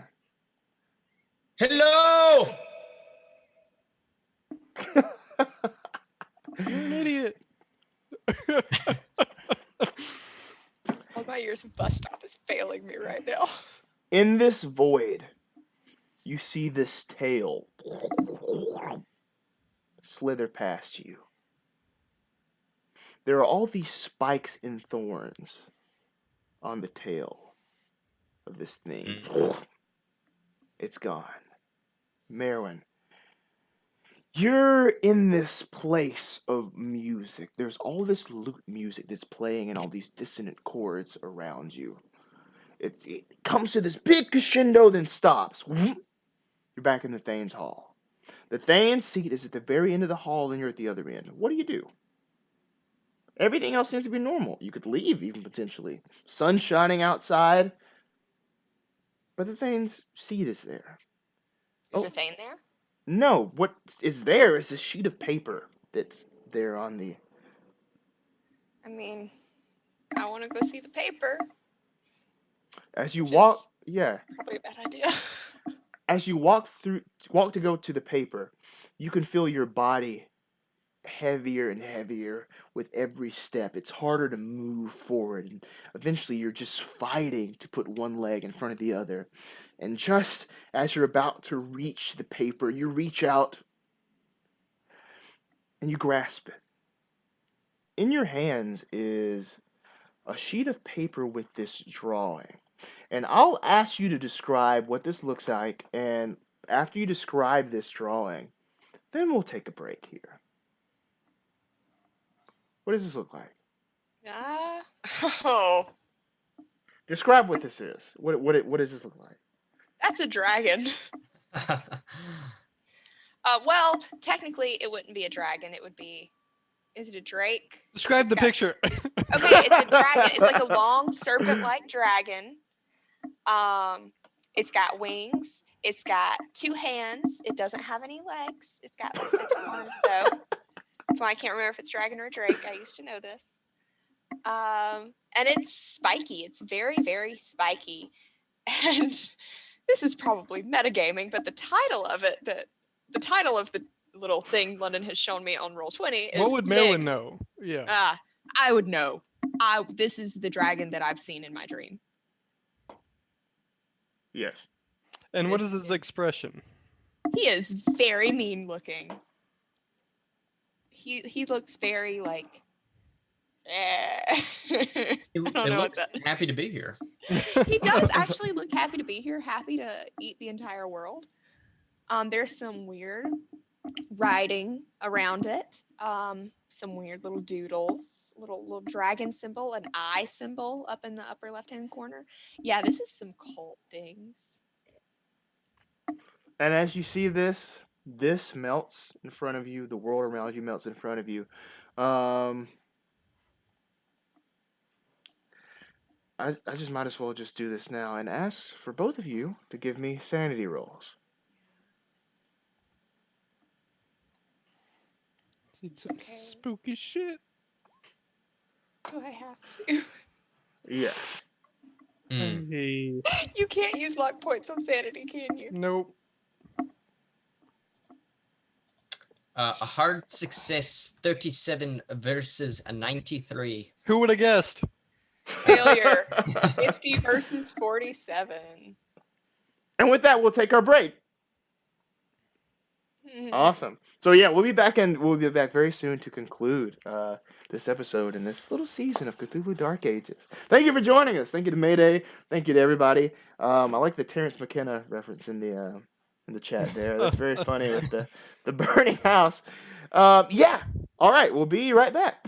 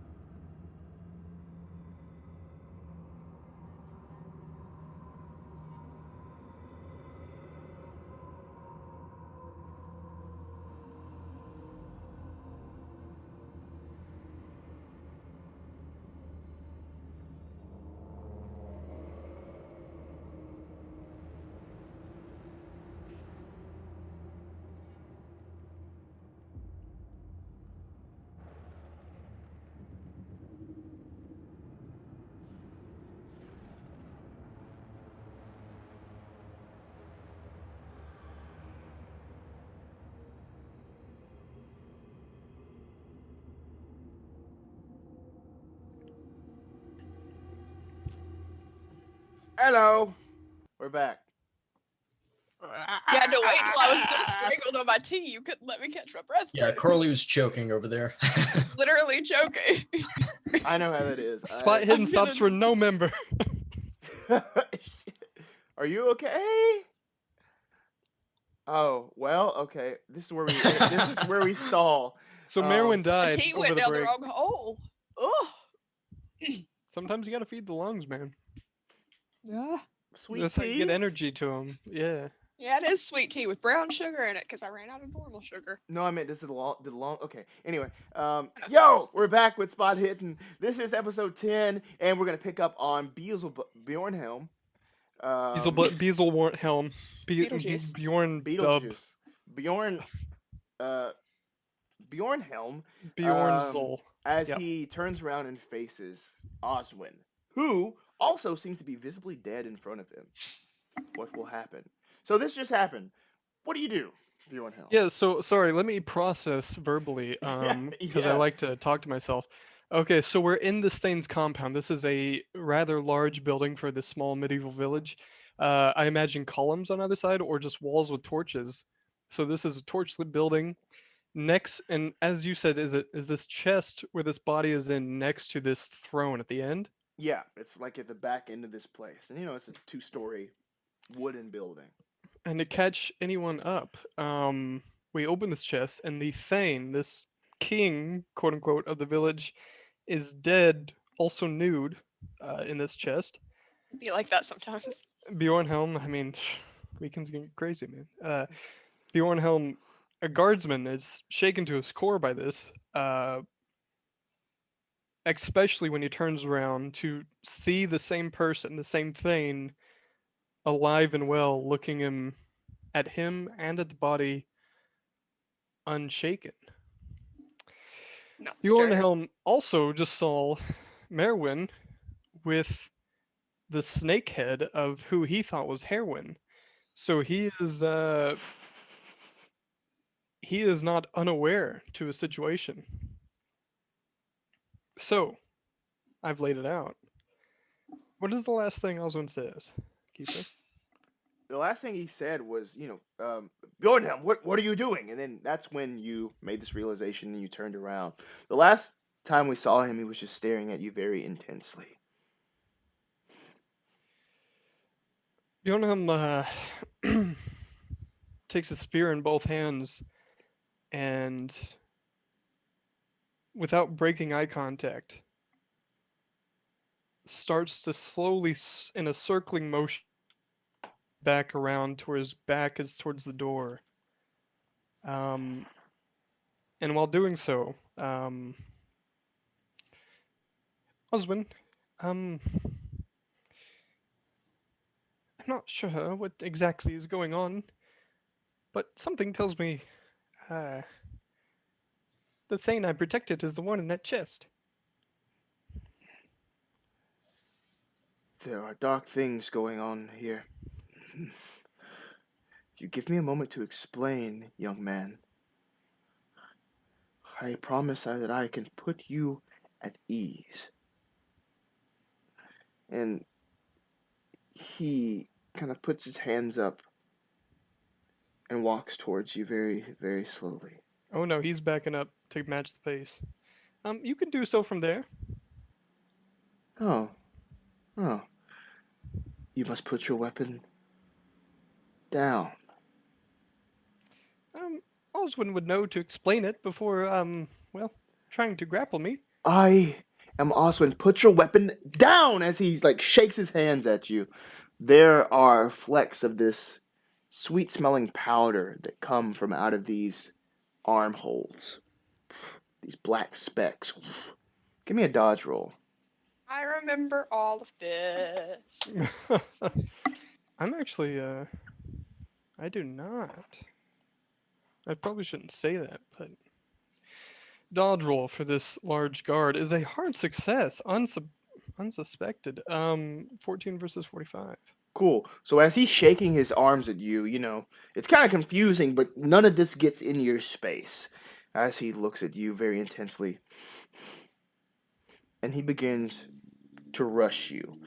As he as he runs towards you, hand at his sword, he tries to pull it out into an attack at you. Immediately a counterattack by what he's trained to do, the rushing enemy with readying that spear with a knee closer to the ground. Okay, cool. Let's do it. Great. So you got to beat if I succeed, and he failed. Okay, yeah. Wait, no, never mind. He succeeded. Wait, no, he failed. I'm sorry. Are Okay. you good? Are you good? No, I'm just over here just like. So Bjornhelm rolls a. You good? Yeah. Bjornhelm rolls a 4370 success for 5 damage. Yeah. And how do you damage him as he comes at you with the sword and you're pulling that spear up? What do you do? Yeah. So the spear is in standard formation. He lowers himself with the spear at an upward angle, and it would be aimed directly at his abdomen. Ooh. Oh. And that goes right into his abdomen, and you can feel the sort of the resistance there of the armor and also of his flesh. But it can't penetrate that armor. Ooh. As he comes in again with the sword. And okay. Almost extreme. Okay, that's a terrifying thing to hear. It is. I'll go for a failed dodge, but yeah, let's hear it. Okay, doing some rolls here. As he comes with that sword, as feeling that sharp end of the spear against his abdomen, comes over with the sword to try to come down on you with it. Slicing for 6. You can feel it as it strikes into you. Okay. You're in combat, ladies and gentlemen. Let's go ahead and sorry, this is gonna be a technical question as a player. Because I've forgotten. Is there a advantage someone gets from someone fleeing a confrontation? You're thinking of attack of opportunity. That's right. But I'm wondering if there's a similar. No. Okay, got it. Let's roll. So. Well, then again, okay. So this person succeeded on a defense roll, I suppose, because he just tried to deal 5 damage with a spear, and it did not succeed with a success. So that is a confusing sentence. I think he is going to go for. After getting hit with the sword, he knows. I want to call him Beelzebub now that we've been screwing around. No. Bjornhelm, noticing that he couldn't penetrate, he's going to tactically retreat. He's going to go for a shove to knock this thing that is no longer his thane down to the ground. It's just from Frozen. That's all I can see him as. And he's going to bring this spear back and hit him with the base of this, not the base, but the midsection of the spear. Wait, so you're trying to attack him, or you're trying to like push him? A shove, yeah, a hard shove. But not an attack, or not an attack. Gotcha. Okay, give me a strength roll. Oh my gosh, 91 versus 90. That reminds me of something. Let's go ahead and spend a luck point. Is that an option? Yeah. All right. So it's gonna be 90-90. He is stronger than you here in this case, and he stands on his feet as you try to push him. His feet dig into the wood there. You can feel it kind of like, sliding back as you're trying to push into him, but it doesn't work. As you're in his space there, what he tries to do very quickly is douse some more of that black powder in your face. So this will be a dodge roll if you're trying to get out of this. Yeah. 25-45 success for dodge. Okay. Yeah. Man, Matt, I can't believe you're about to lose both characters. Yeah, I think that's a I know. record. We're about to see Matt die again. Again. It doesn't work. He misses. He's quickly running out of doses of the stuff that he has. As this precious material scatters onto the ground. What do you do? Shove didn't succeed.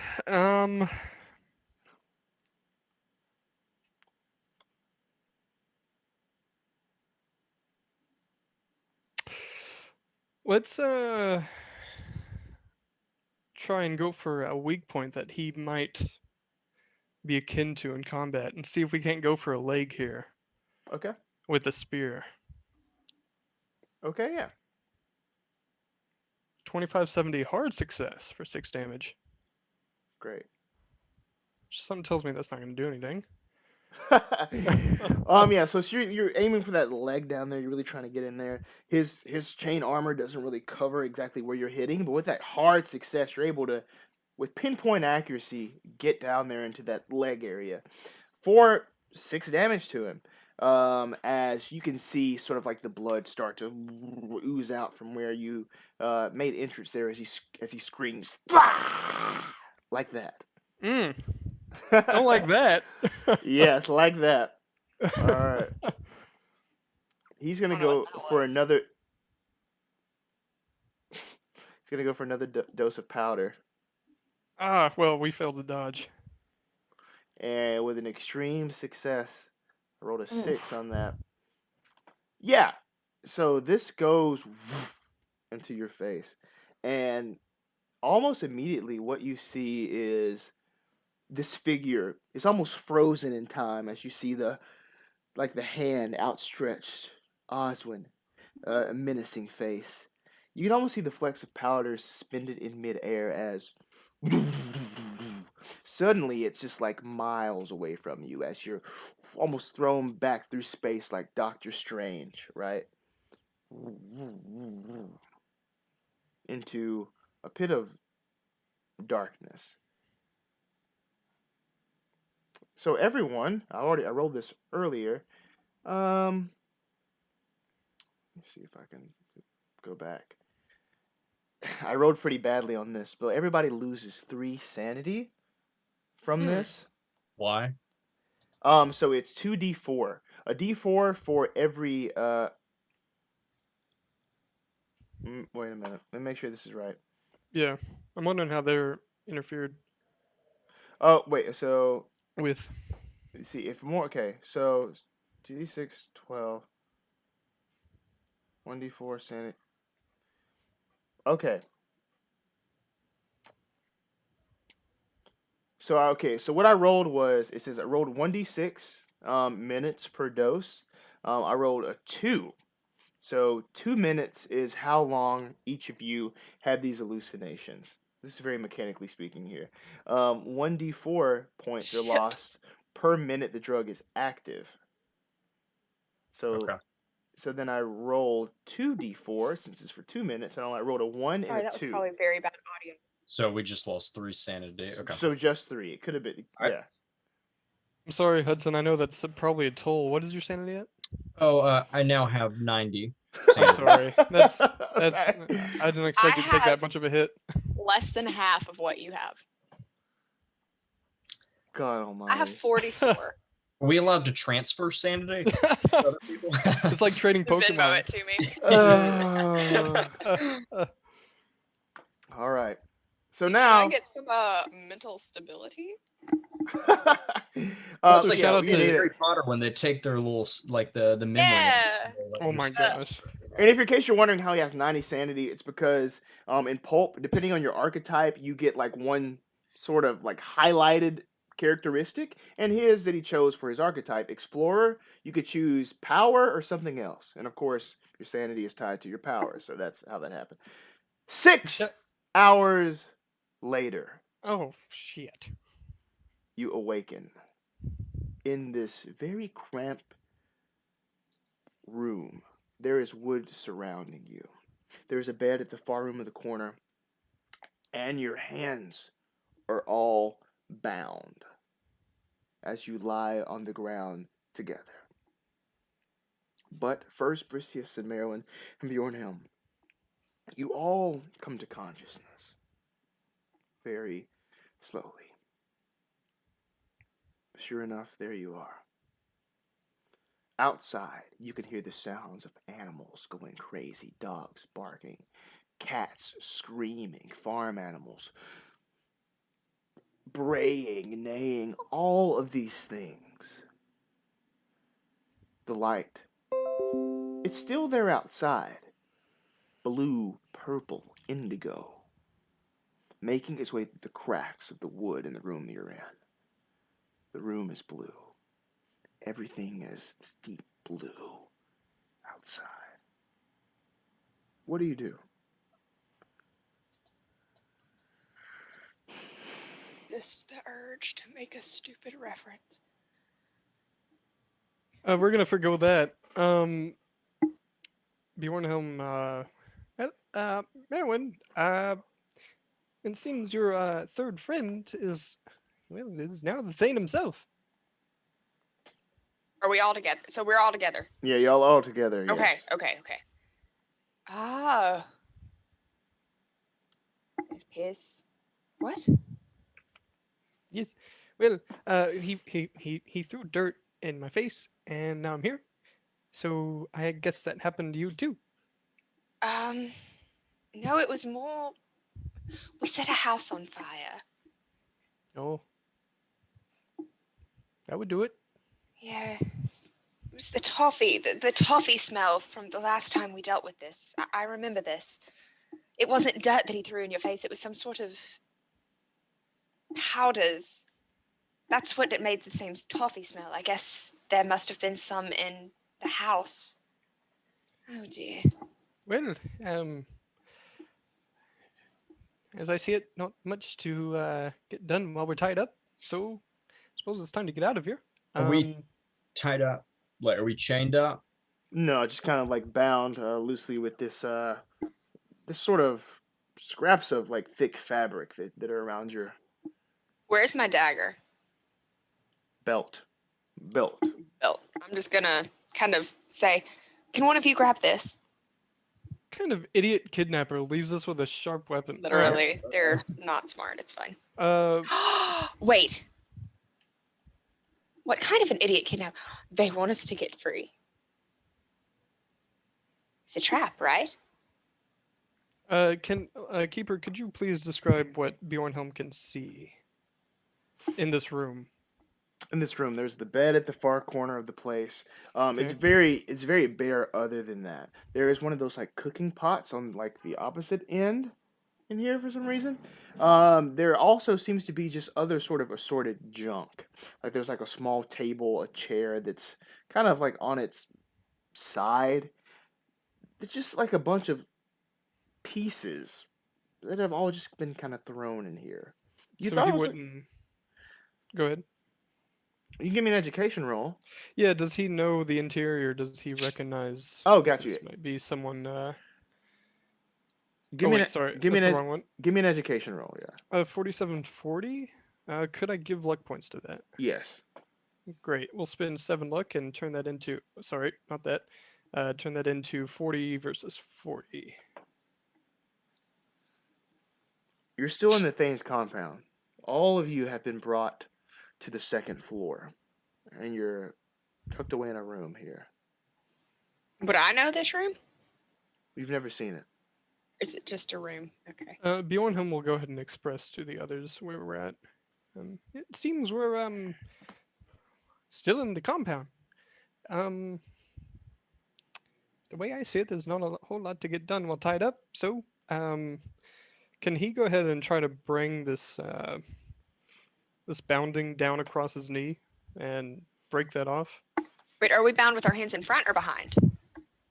In front. Oh, cool. I'm gonna grab my own dagger then and just like try to maneuver it to cut my own or cut one of theirs or something. Where is Bricius's swords? They are on the other side of the room. They're not like on you. They're not, you know, they're on the other side of the room. But you can see them. Yes. Okay. Great. So we'll go ahead and try to break these boundings if unless Maerwynn wants to make the first roll here. I mean, if you want to be like pushing it over your knee, I can just cut Bricius's first. Great. Keeper? So you're just trying to like break it over your knee? Yeah. He's just bringing it down. Yeah. You give me a strength, and you're trying to maneuver it between your dagger there, Maerwynn. I'm trying to get my dagger out, and I'll cut Bricius's first so he can. Gotcha. Freedom Okay, yeah. purpose. No roll needed for that. Yeah.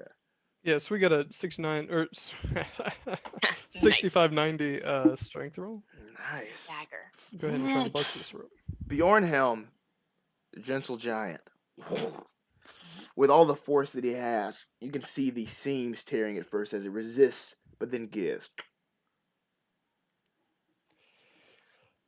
Right. Now, what was that about a trap, Maerwynn? I mean, they're probably just waiting for us as soon as we leave this room. This seems too easy. Why would they bind us with our hands in front? That makes it easier for us to escape. Maybe so. They left my dagger on me. I highly doubt that was an oversight if they've been smart enough to avoid everything this whole time. The building shakes, rocks. It's quiet. Maerwynn, something tells me there's not a whole lot to happen in this room, so if it's an ambush, well, may it go in our favor. And I'll go ahead and collect that spear and club back that Bjornhelm carries and swing the door open. I grab all of my effects also. Can someone cut me free, please? Oh, wait, I thought you would cut me free. I did. Yes, well, I proceed to... Okay. Thank you. All right. Is there a window in this room that we are in? There is. There's a high window, like right above where the bed is over there. Since the house shook, Bricius goes to the window to look out to see what that noise was. Yo, very akin to when you were having your vision. You see this tail go off. Give me a spot hidden roll. While he's doing that, and I'm like getting myself like hanging out, and sorry, brain not working. I'm putting all my stuff up, and then I just go, oh, by the way, I did have a vision while I was out. Well done, honey. About a dragon. While he's doing his spot hidden. 21 versus 25.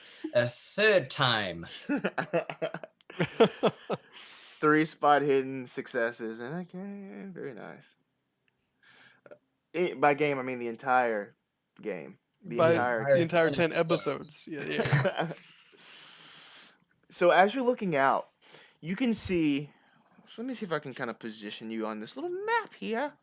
You're looking out towards the north, right?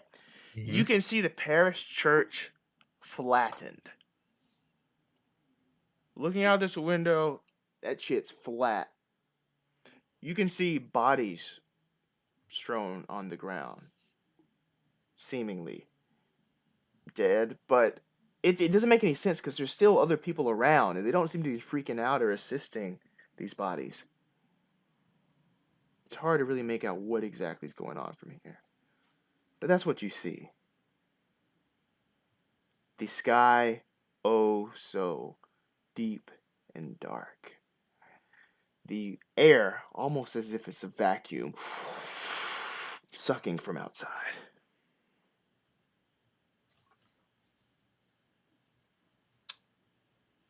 Can Bjornhelm, retracting the intensity of what I previously said, give a peek first out of this door?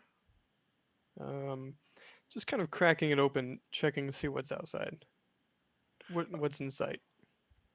Immediately outside of the door, you can see the finery of what would be the Thane's bedroom. This is a small room off to the side of that. But it's empty. There's no candles lit inside. It's dark. The door that leads, that you know would lead into the outside, second floor hallway, and, down. It's closed, but it's there, and now you have your bearings as to where you are. Is there any movement? How do you want to check that? He's looking for movement like a T-Rex. He's looking for movement. Vision is based on movement. You don't see anything moving around in here.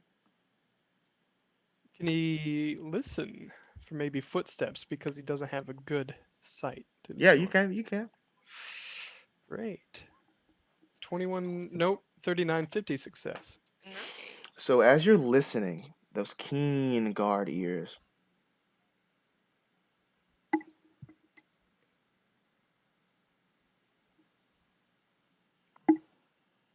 You don't hear anything. Say anticipation when we're You don't hear anything, but you're waiting. You know in another second you're going to hear something, so you keep waiting. Nothing yet. No, you know you're going to hear something. No, you know it's going to happen. As soon as you stop listening, it's going to happen. Well, wait, I see it. They're taking too long. Don't know about you two. What is your name, friend? I'm Bricius. Well, you look ready, Bricius. Shall we? all right. Let's say you two go out the front way, and I will climb out the window and take the rooftop. Well, Maerwynn, shall we? Right. I guess. Okay, so Bricius is going on the roof, There's no arguing with him, so let's just go. and everybody else is going. Okay, cool. All right, so everybody rushes down the stairs. This place seems vacant. Nobody's inside. No sign of this Oswin imposter. None of that. As Bricius, you're climbing up top. Mm-hmm. Give me a climb roll. I think this is our first climb roll that we've ever given. And we'll be the last. I'm remembering Logan in Reign of Terror. Yeah. Oh! There's 17 versus 40. Dude, you pull yourself up onto the roof of this place. You have a great look of the sights of the town.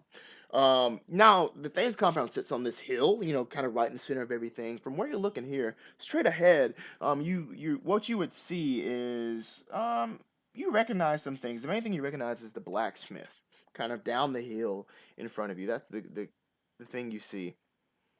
In the peripheries of your vision, you see whoosh, these houses go flying.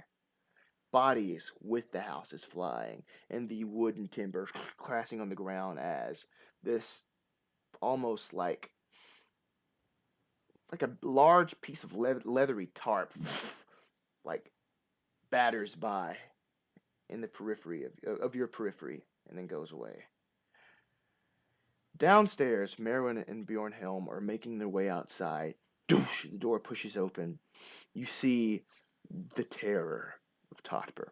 There are buildings flattened. There is this soot in the air.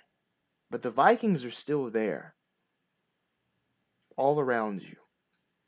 Not wandering around in amazement or in awe. But give me a luck roll.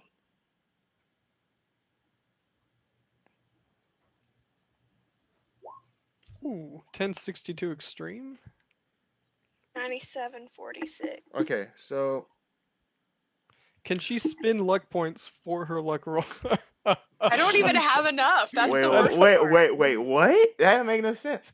Anyway, I don't even have enough. wait, she's gonna spend for. I don't get it. I'm just gonna pet I think that's the Dexter to help paradox. myself feel better. That's a paradox. Wow. Bjornhelm, with that roll there, you see this almost. You almost see between the moments where this shift is unhappening. These Vikings are changing in and out of their normal forms. And for several long glimpses, you see them in their full glory as this army of Serpent People that are dotted throughout the entire village.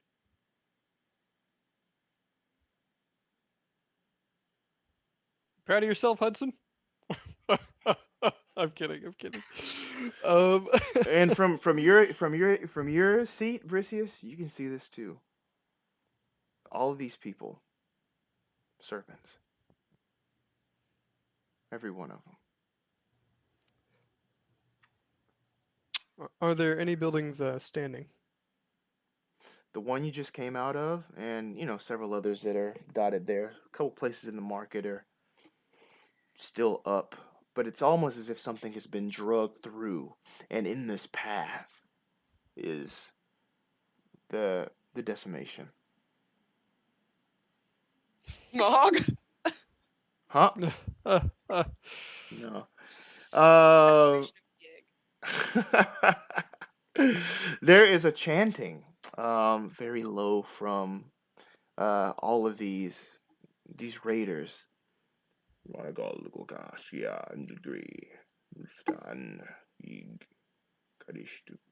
Just over and over, just very low, very low.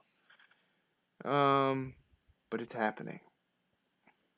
And as this is said, the air pulsing, the purple sky intensifying.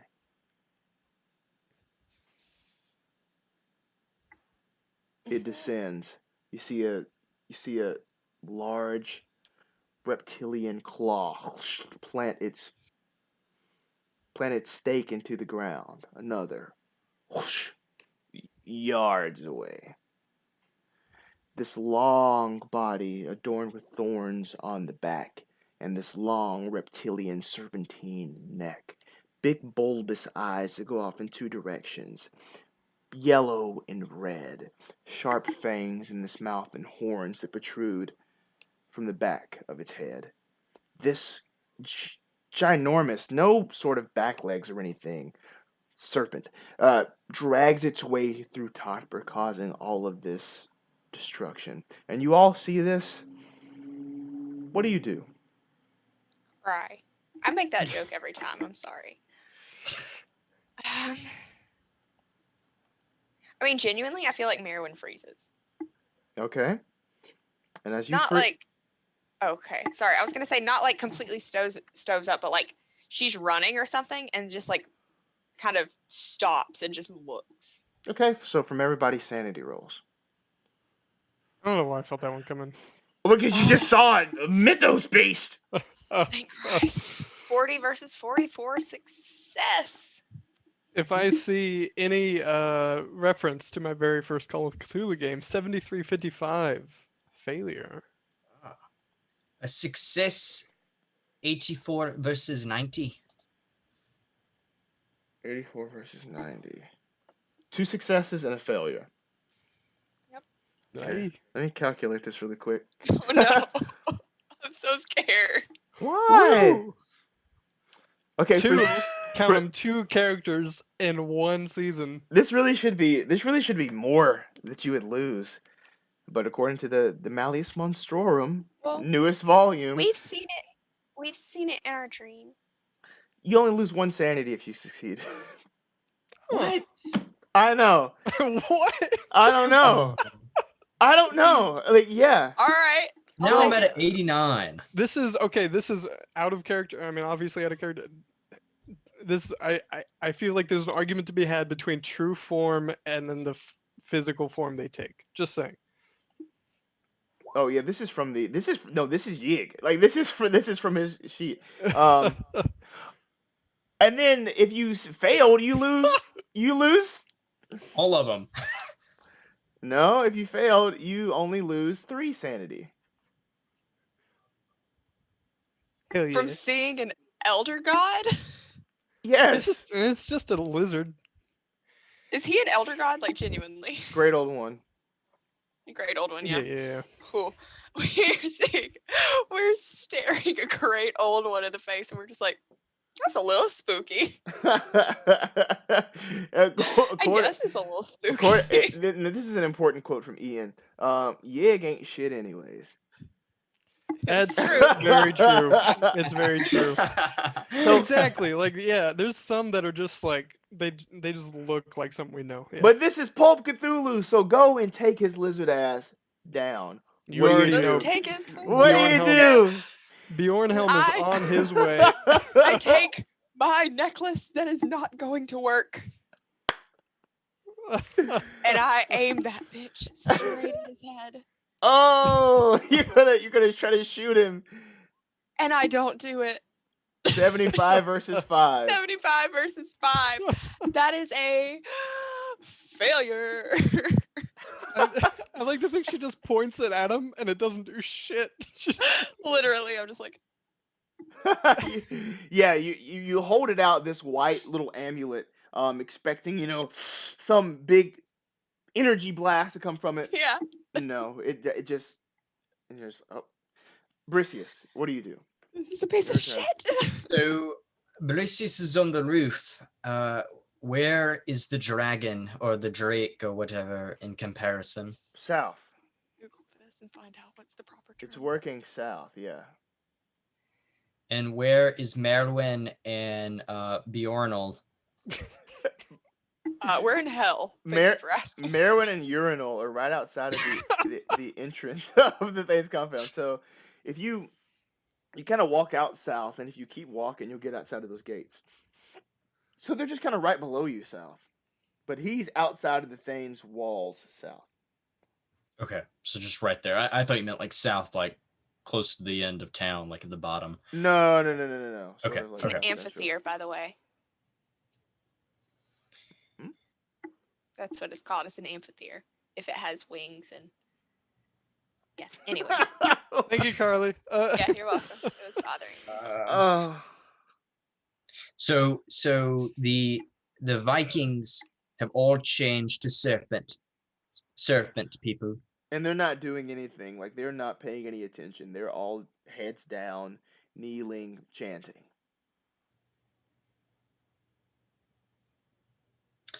What about the citizens of Totburh? The ones that you can see are trying to run from shelter. But, it's been 6 hours since any of you have been seen from. So a lot are dead. A lot are hiding, you presume. These people aren't paying attention to the citizens. But this thing is causing destruction. Okay. It sounds like everything is stationary except for the dragon and us. All right, I'm gonna yell down to Maerwynn and Bjornhelm. I'd look at his name before I said Bjornal again. Maerwynn, we need to get the citizens out of here now. Shit. All right. Okay, so where are we at on the map? Right in the middle. Right in the middle. Cool. Do I have my loot? You always have your loot. Right? Okay. I want to just play as loudly as I can, just to get everyone's attention and go like running, like through the town, like, everyone get out now. Like, I just want to make I don't want to make a full circle, but like this little inner area, like there to here. Basically the little inner circle. Yeah, I'm pulling a Paul Revere right now. And for those wondering, she's playing a medieval version of Through the Fire and the Flames. Yes. On the loot. So as you're running through the streets and playing this, This is so dumb. I'm sorry. I'm just trying to get people's attention, and I'm thinking that will carry more than my voice. You're not really rousing people because a lot of the people that you encounter are dead. You're looking in these houses, there are corpses everywhere. But I didn't say you didn't grab anybody's attention here. This is This so large stupid. beast, Oh, you notice, hearing this sound, very quickly snaking its way in. Are you okay? No, I'm a fucking idiot. Time to play the shit out of my loot. Wait, so Yig heard Maerwynn correct? Yes. Bricius would Bricius see this from the rooftop? Yeah, if you're up there, you'll see this. Do it, Bricius Bricius. goes, Yig, here. Oh. Okay. What'd you do? I'm trying to distract him to get him to come to me. Okay. Power roll.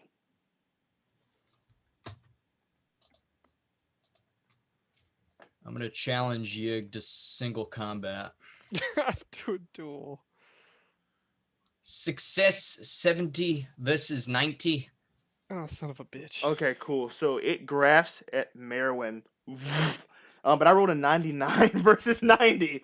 Yo, Bricius tries to, Yig tries to grasp at Maerwynn, but at the last minute, just misses, and he grasps an entire, through a house, as these timbers and everything are clutched in his big, long reptilian claws. The head snakes around towards Bricius, towards the Thane's compound, and starts barreling towards it. What are you doing, Bjornhelm? I had to look at it before I said Bjornel. Well, after seeing one of his compatriots sprint away playing their lute, You're and welcome. one of them is up on the roof yelling at this lizard. Bjornhelm's gonna do what he can, and he's going to let this silly snake run by, and then come up behind if he can, and see if he can't. So if Just distracting it for you guys. there you go. So if Yig is chasing them down, he's moving that direction, possibly. It's coming towards you right now. Coming towards me. Yeah, because you're at the Thane's compound, and Bricius is right right. on top, so it's coming directly towards those front gates there. Okay, so he's not following Maerwynn. No, Bricius kind of flagged it down and just like. Well, let's. My bad. So he's gonna wait, and seeing that this god is coming after Bricius, he's gonna wait for the opportune moment, and as soon as it's close enough, he's gonna shank the fuck out of this lizard. Okay. Yes. Fight it. I imagine you're waiting on a roll. Yes, I am. Here it comes. You ready for it? Boom. 4670 success. Okay, cool. Let's Yeah. see how much damage you do to this. Okay, you do. As you try to go into the back of this dragon with your spear. Through its scales, you're met with lots of resistance. As ding, you can hear it almost like metal hitting metal almost. Okay. Haha. You don't do too much damage. It barely feels you as it just keeps trekking on. Well, that might not do. All right, so back around to now. We'll start the combat. So in order, truly. So it goes by Dex order. Yig 90, then Bricius 70, Maerwynn 70, and then Bjornhelm 50. 90. Hello. Yes. Fix them up lot. This thing is on top of basically, makes its way over this large gate and snaking its way up towards you, Bricius, with an outstretched claw and mouth as it roars, grasping at you. Let's see if it can. Dodge. Okay? Gotta be a hard success dodge. Failure. But You can feel yourself picked up off this roof as this thing. You can feel the claws just, closing around you and squeeze and it picks you up. All right, and now you're contained on your turn. Like, you can't move. What are you doing, Maerwynn? You have your loot. You're trying to rouse everybody, but there's not many people. You know what? Fuck. man, it was so intense she cut out. Dang. Damn. So Maerwynn is Oh. really Carly is Hello. thinking I'm back. Welcome back. I froze. I said before I froze, I don't know if y'all heard me. I said, "Fuck them kids." Yes. I am going to. I can't get up to the dragon, can I? You can get. You can make your way over there if you would like. Yeah, I'm gonna try to do that. Yes. Okay. So you're bolting towards back to where you were, the center of Totburh. Hey, I just had an interesting thought. Fuck this. No, it's it. We're fighting a great one. Next up, Bjornhill.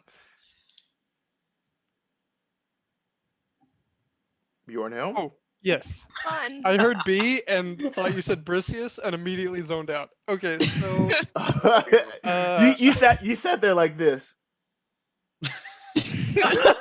Very in character for Bjorn. Oh. You're crazy.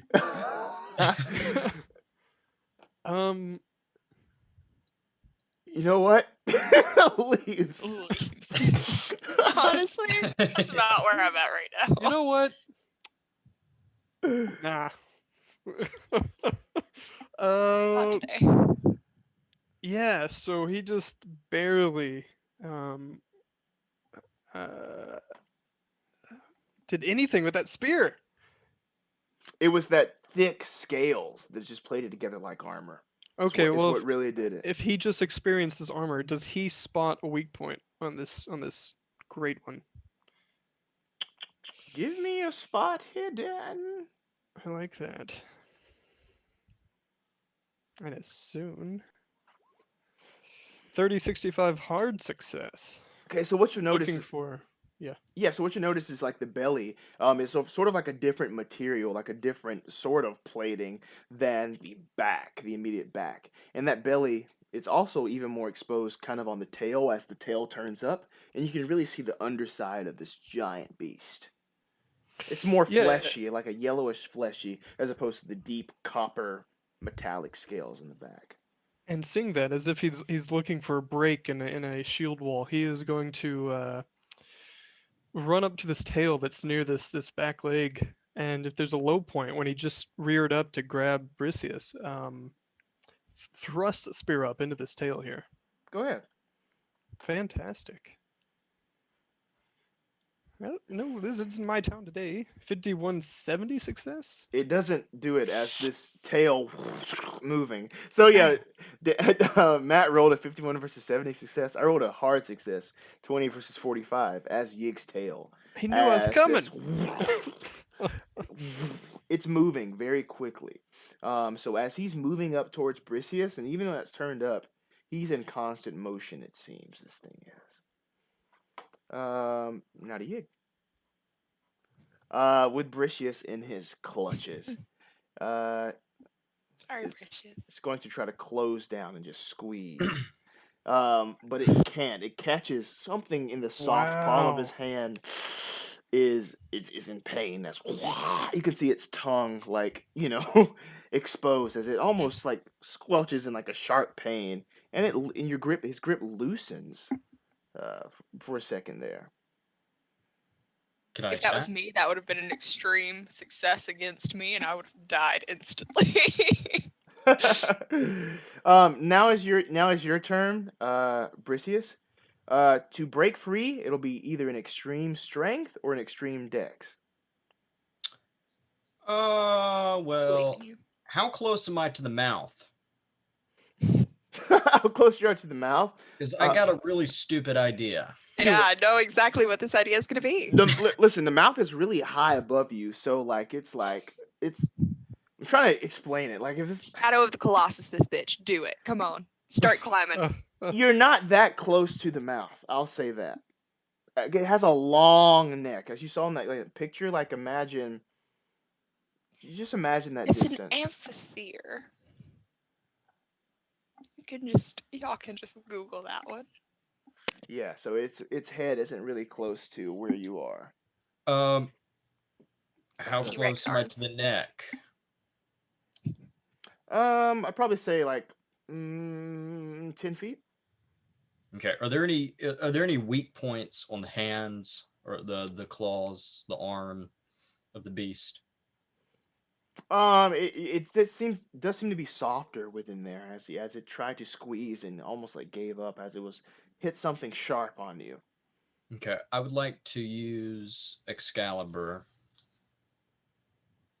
to attack the claws. You aren't able to get your arms out. The way it has you, your arms are down. So before you can I attack, thought I already thought I had Excalibur out. Oh, that's well, why I thought he Oh, I hear when he you. grabbed me, that's what That hurt. made a noise when you touched it. Oh yeah. Oh, I hate that. the way this maneuver works, you aren't able to do any attacks while you're grappled, while you're grasped in its hand here, until you make an extreme strength or yeah. So an extreme strength or dexterity, whichever you'd like. Okay.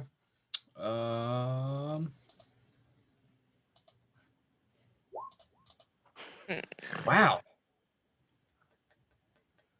Sweet.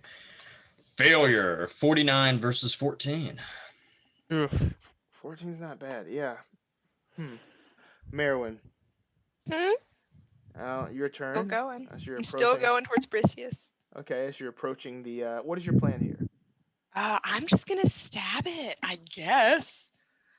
Shank that bitch. I don't have one. That's the thing. Paddle source. Oh my god. I'm gonna. Yeah, I mean, this isn't like metagaming. Maerwynn has like decent intelligence. I'm going to try to go for like the fleshy bits, like in between. It's like scales. Because like I'm assuming there's like joints on the scales, and I'm just want to kind of dig up into between one of those, if that makes sense. Yeah, totally. I guess I'm just stabbing it with the dagger, and I'm succeeding. 36 versus 40. Y'all ever fight an elder god with a butter knife? That's what it feels like. What's the damage on that? I have to. Oh, I didn't do it combat. I'm sorry. It's okay. I'm gonna do this. Just roll a 1d6. Oh, well, it's a 3. Okay. There you go. Cool. I forgot. Gotcha. Yeah. It's been so long since I've actually fought anything. And it can feel the sting of your dagger as this long head, this, as Ian says, the Apatosaurus-like head spins around, looking. At that point, Maerwynn goes, "Oh shit!" And it still has Bricius with it. Bricius is still there, like Fay Ray and King Kong. Bjornhilda. Bjornhilda? Bjornhilda! I love The Sims. Bjornhelm, excuse me. Bjornhelm is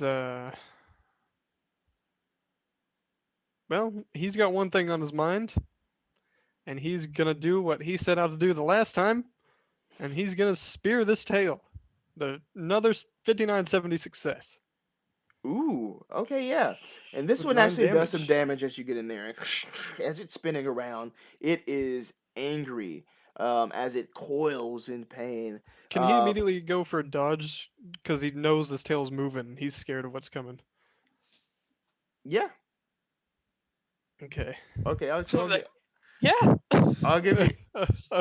Well, no. So what I'll do is I'll give you like a bonus on the next one, bonus die, if that's cool with you.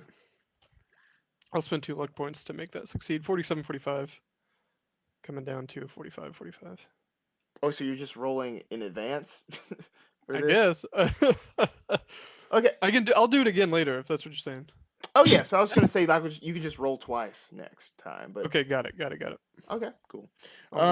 Yeah, so this thing flips back around, and with its mouth wide open, it doesn't do any. It just has Bricius pretty loosely there, but it's coming directly down towards Maerwynn. Uh-oh. As you see these teeth, you see all of them shining as it tries to go in with a bite. I rolled 65 versus 90 success for 5 damage. Can I try to dodge? Yes. Yeah, no. All right. So, as these fangs sink into you, give me an extreme constitution roll. Extreme. Oh, this is where it gets fun. It's a 33 versus 10. Oh man. I was close. You were so close. I was off by my age. You were so close. And just the venom from Yig's teeth seep into Maerwynn's bloodstream. And immediately, you could feel all the blood in your body thicken as your vision goes black. The last thing you see are the scales that snake off in the distance, Bricius in hand, as everything in your life fades to darkness. And that's Maerwynn.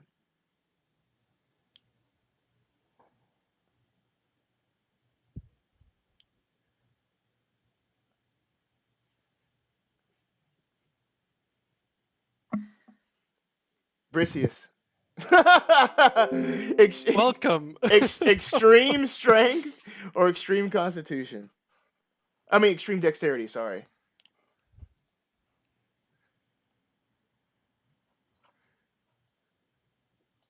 Bye, Maerwynn.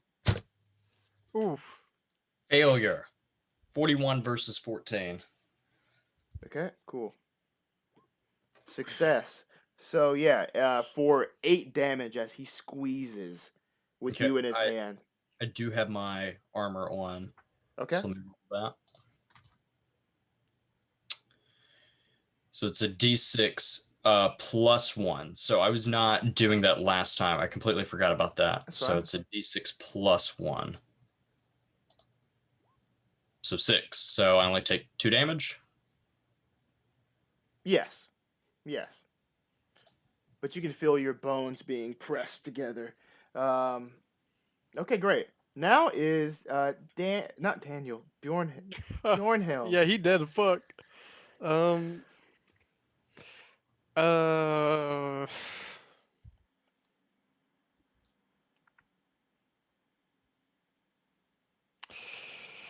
Man, we thinking out here.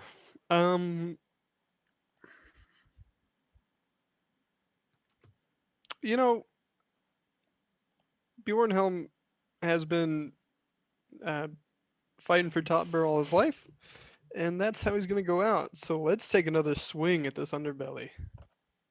I don't know. Oh, You have okay. a spear? Can you throw the spear at the hand? Actually, no, don't do that. Don't do that. Don't do that. Yeah, that's You might hit me and then. not only that. Yeah, it's a constantly moving lizard, and I lose my spear. Yeah. 75-70 failure. How do we feel about luck points on that? Keeper. Oh, you can, yeah. Dope. 5 luck points. 70-70 success. Okay, yeah. And that actually penetrates. So you can feel it give against that soft belly there, and this blood seeps out, this deep, dark blood that seems to steam as it hits your spear, as it droops down. Give me a luck roll. God damn it. Alright, so can I spin my luck points for the 78-57 failure? As you see the tip of your spear crumble and break off from this corrosive blood, Yig turns his attention to you. It sweeps its tail around and then tries to claw you. It tries to knock you off your feet, then it tries to claw into you. That's 2 rolls here. I should roll for. Yeah, so he succeeds on both of those. Mm-hmm. Both of those are 2d6. But I would like to engage my super 9. OP spell that you didn't know I had. I'm kidding. Okay. Oh, I was about to say. Oh, yeah. So I rolled an 8 and then a 9. 17 of damage as you swept with this tail, complete with these spikes and this sharp, razor sharp claw that goes into you. We're hanging on. Great. Bricius. Let's try it for the third time. Third time's his charm. Let's go. Let's go with dexterity. What is it that he has to roll? Extreme dex or strength. And he's getting so close. That's a He's hard getting one to so close. And his isn't even that low for extreme. 14. That's not that bad. Failure of 48 versus 14. Great. Bjornhild. Bjornhilde? Yes.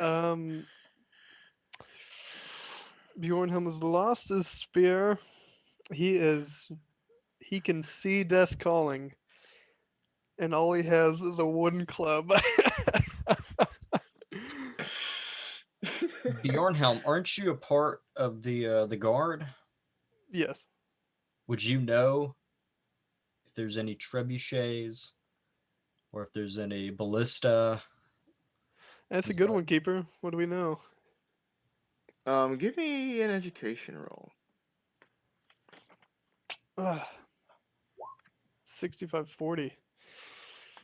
I'm very close to death, and I'd spend it, but fuck it. Yeah, here's the thing. You wouldn't.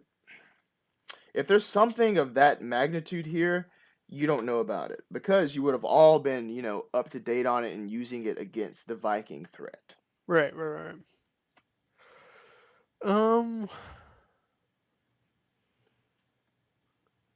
Does he know of any weapons in the Thane's compound? Yeah, definitely. Most definitely.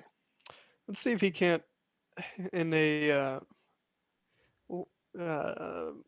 last attempt super, try and get into this Thane's compound. Okay, I'll say you can go and do that. What exactly are you trying to find in there? Oh, you can devote your whole turn to getting here. What kind of weapon would you like from there? Oh. Well, Keeper, what are you offering? Well, there's mostly more spears like what you had. That's right. That's the main standard issue. Let's if that's the main thing, can I real quick check for anything special, anything out of the ordinary, something maybe a bit more ordained, something he would know Oswin might take interest in? If it's made out of dragon glass. Yes, maybe dragon scales, perhaps. There are no magical weapons inside. But what I will tell you, though, is the spears that I have here in Cthulhu Dark Ages from Chaosium that you should pick up. Check it out. 1d10 instead of the 1d8 you were rolling for that. Plus, you should have been adding your damage bonus to that as well. Was that not being added?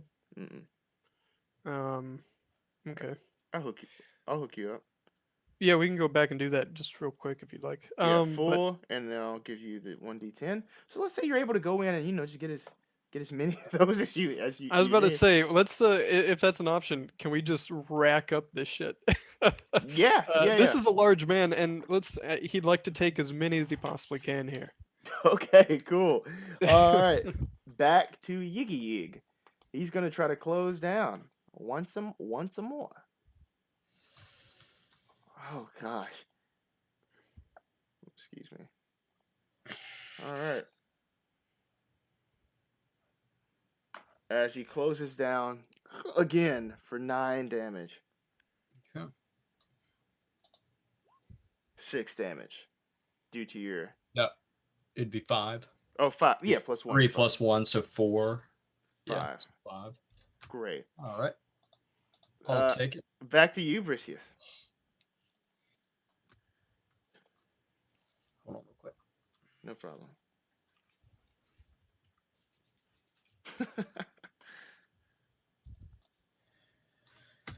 Okay, by the power of Excalibur, come on. Failure. 54 versus 14. God almighty. Right. Bjornhill. Let's see if strength will work. Let's see. Huh, no. How much damage did you take, Hudson? 5 damage. Okay. Something tells me healing isn't going to offer a whole lot. So from a potential point of added security instead of just standing in the open, can we maybe where Bjornhelm's looking for an opportune attack time, and he's going to chuck a spear at the head of this beast. Okay, yeah. Fantastic. What are we looking for here? Your weapon roll. Dang. Is my throw really only 20? That seems off, but whatever. 39 versus 20. Yeah. No time to fix it now. Okay. Cool. Yes, as this sword's past him. Doesn't do any damage, sadly. Back around to Yig, who his eyes glow and light up as it looks at Bricius. The fangs shining in this indigo light. Around you, Bricius, you can almost hear the animals that exist outside of the walls on all the farms and stuff. Just this cacophony of sounds. It's terrible. Terrible, terrible, terrible.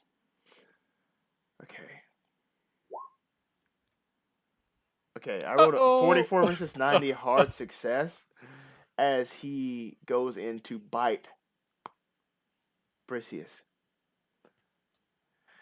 Extreme constitution due to the venom. Okay, cool. You rolled 5, so that would have been 6. So 6 damage. 6 damage. And then extreme constitution. As failure. 44 versus 11.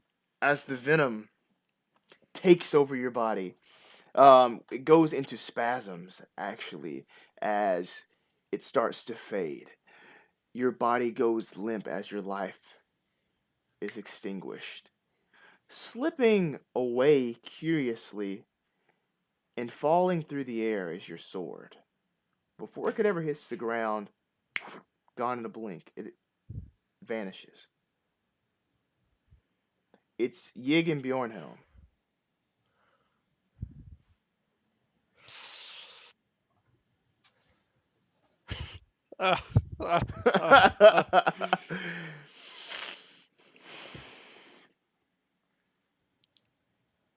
It almost licks its lips as it looks at you.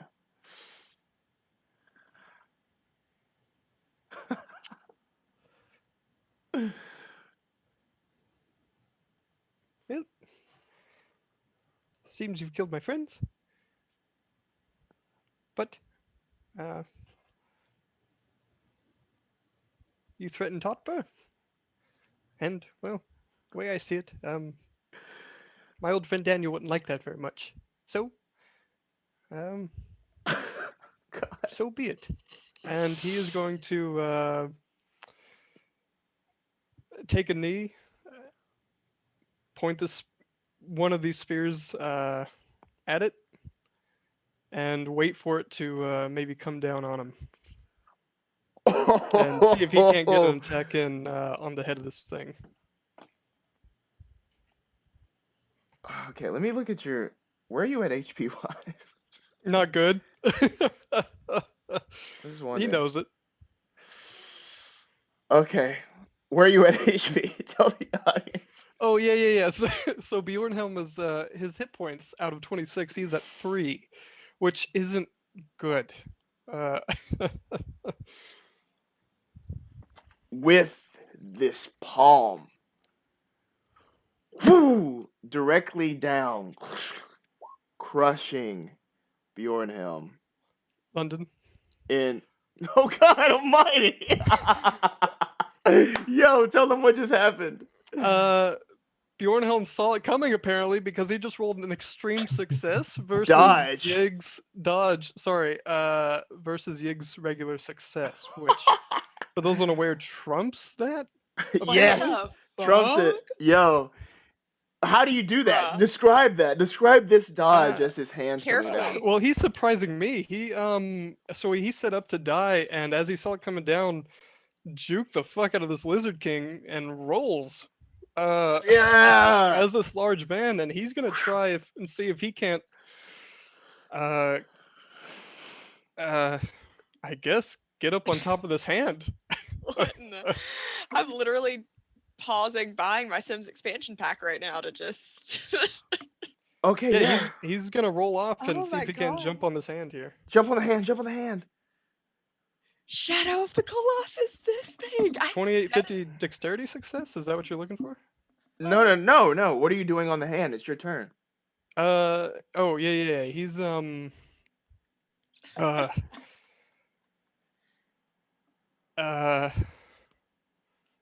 I think he's just holding on. He's waiting for a moment. He's holding on to this hand because he knows he can't pierce it. Well, he's gonna thrust that spear down almost as an anchor into this hand, see if he can't find a point. All right, cool. So as you whoosh down into that hand, it's almost like, I don't know, what would you call that? It's like, it's from something. Okay. Like Gandalf? It's kind of like that, but like somebody puts something into something and then they're like riding on it. What is that? It's Dragon Age Origins. I'm pretty sure that's what they do to the Archdemon. Riordan does that to the Archdemon. Like, It's also true for Dark Souls. Yeah. You're talking about Legolas on the Mumakil? Okay, I guess this is everything. Okay, yeah. So you do that, and all right, great. And you're stationary there, holding on, waiting for the next thing. His mouth opens. And tries to engulf you. Inside, it's moist and hot and sticky, and it'll Ew. call Can we- for what? He's gonna pull the spear and go for a counterattack into the mouth of this thing. Okay, Is that an option? of course. I just rolled regular spear for success. Yeah, so you're not able to get any sort of attack in there, but while you're in this maw, this beast, extreme constitution roll as the venom from all around seeps out of these saliva glands. That's the word. And So long, friend.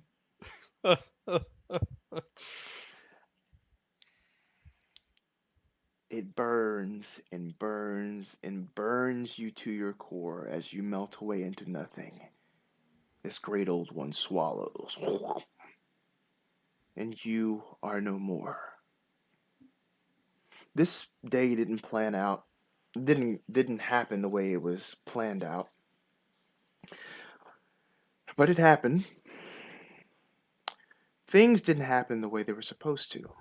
But they happened, and that's the most important thing. The Serpent People were people from long, long, long ago. By chance, one of them rose, then two, then three. They were surprised to see this world full of these primates thriving, ruling. They concocted a plan to summon their god, to lay waste to this land and to take it back.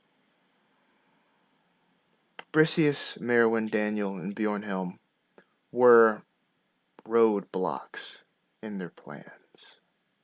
They stopped the coming of the Avatar in what we would know as episode 2 of Spot Hidden. They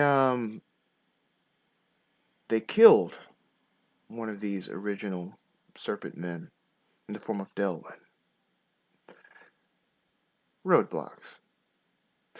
But ultimately, they could not stop the coming of this new age, as Totburh was the fertile ground that gave birth to the next great serpent civilization. And that is Dark Ages. Spot it. Boom. I would like to restart the mission. Let's go. Okay. Mission failed. We'll get them next time. So, there's a wolf that took a baby. And things escalated from there. Yo, awesome. We did it. Yeah, so much for time dust. Oh my god. Shit'll fuck you up, man. It's funny. Oh, damn. So can you tell me, because I halfway through, while sitting in the clutches of the hands of that dragon, I realized that there was 2 left. We killed one earlier. If we had killed the other guy, would Yig cease to exist? Would he have flown away? Would he have ever happened, I think is the question. Well, so this whole summoning thing happened immediately after Maerwynn came in to talk to Heroin at the end of the last episode, where she's like, one moment, I have to talk to my father. She started. That's when she killed him. So you haven't seen the Potters since then. Oswin's already been dead, like last episode. Idiot.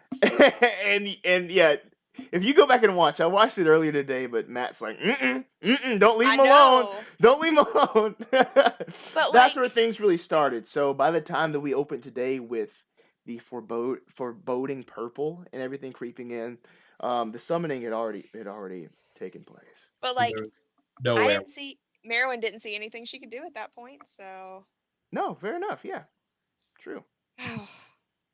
Very true. Yeah, so I mean, I don't think anyone would hate us for taking the time to break that down. So I mean, the dust really had nothing to do that time passing dust that the angel dust that Bjornhelm inhaled. Coffee. Yeah, I'll give you all the writing of what that is here. Black Lotus powder. There you go, Black Lotus powder. So did he have like an Assassin's Creed device projecting that? Like Yes. So certain people in the lore, they're like expert scientists and stuff. They have all these contraptions, and things. And one of the things which I took from the Malleus Monstrorum is that little amulet gem thing, which is a weapon that they have that they can use to shoot. I tried. Laser blast, basically, yeah. I tried. My little gun. Yeah, so a lot of that came from the new Malleus Monstrorum, including the Yig stats and his maneuvers and stuff. Right. Interesting. So yeah, I don't think there's much we could do at the end of that.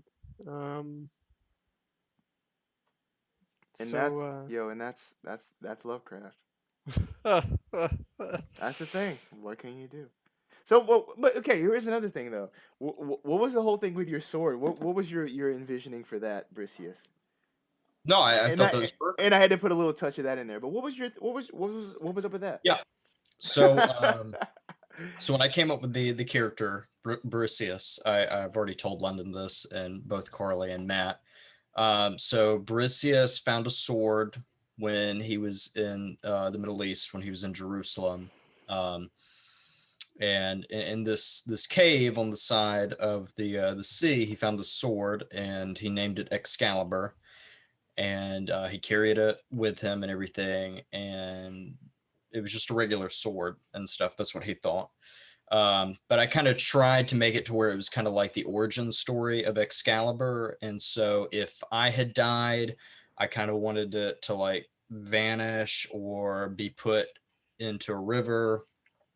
But if Carly had died and Bricius had lived, he was going to place the sword on her and push her out into the river to give her kind of a ceremonial funeral in which she would become the Lady of the Lake. So, God. But we both died, and I think the vanishing of the sword even makes it more mysterious. I literally made a joke about being the Lady of the Lake too. Yeah, she And I had no clue at she that made a point. joke about it, and I was like, oh dear God. And he told me afterwards. He's like, so. And that's the thing, you know, with that influence from the Dreamlands that y'all were exposed to, who knows how that plays out. We're going to the Dreamlands. We're fine. We're gonna be with you. Yes, and as a good friend in chat mentions, I mean, who'd we be if we didn't fight a great one, you know? Yeah, it's not Call of Cthulhu if you don't fight a great old one. Oh yeah. The facing against insurmountable odds and feeling like you have a chance to begin with gives the player an audience agency or something. Thank you, Ian. Dude, goat status. Goat status. I love you. Oh my gosh. I'm fangirling. We got the gods in the chat. Yeah. Well, that's it for now. Next week we have a great, I almost said intergalactic, but it's still in our solar system. We have a great space adventure with Becca Scott from Good Time Society. Yes, it's going to be awesome. After that, we have the cats in the library. The library cats. Cat. Yes. The week after that, we have an unnamed scenario that will be announced at a later date with Alejandro Tay. And then 2 weeks after that, we have Call of Cthulhu Academia. We're going to Miskatonic University. It's going to be a great campaign. I'm very excited for all of these people to introduce the new characters.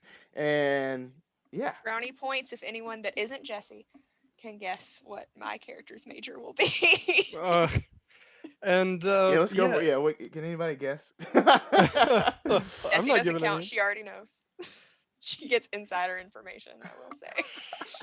And make sure to tune in this Friday. I will be. I'm so GMing. sorry. It's all good. No, It's throwing us off because it's not on a Tuesday. Yeah, exactly. 2 games in a week. Yeah, no. So I will be GMing for the first time ever, game mastering for a game for the first time in my life. So it's gonna be a shit show, is the technical term. No, it's gonna be a lot of fun. It is the Reaping. It is post-apocalyptic future. So please join us for that. It's gonna be good time. Yeah, I'll try to make it. Thanks. I'll try to. Did you see that in the chat, Yeah. Carly? You want to? Wow. Oh wow. Well, Ian did guess. Am I that predictable?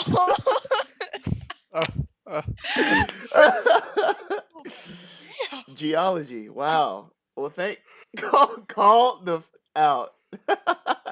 Well, now Because I have my now you're pulling out rocks. That means rocks. I got a rock hammer. Someone guessed geology. She's doing geology for Yeah.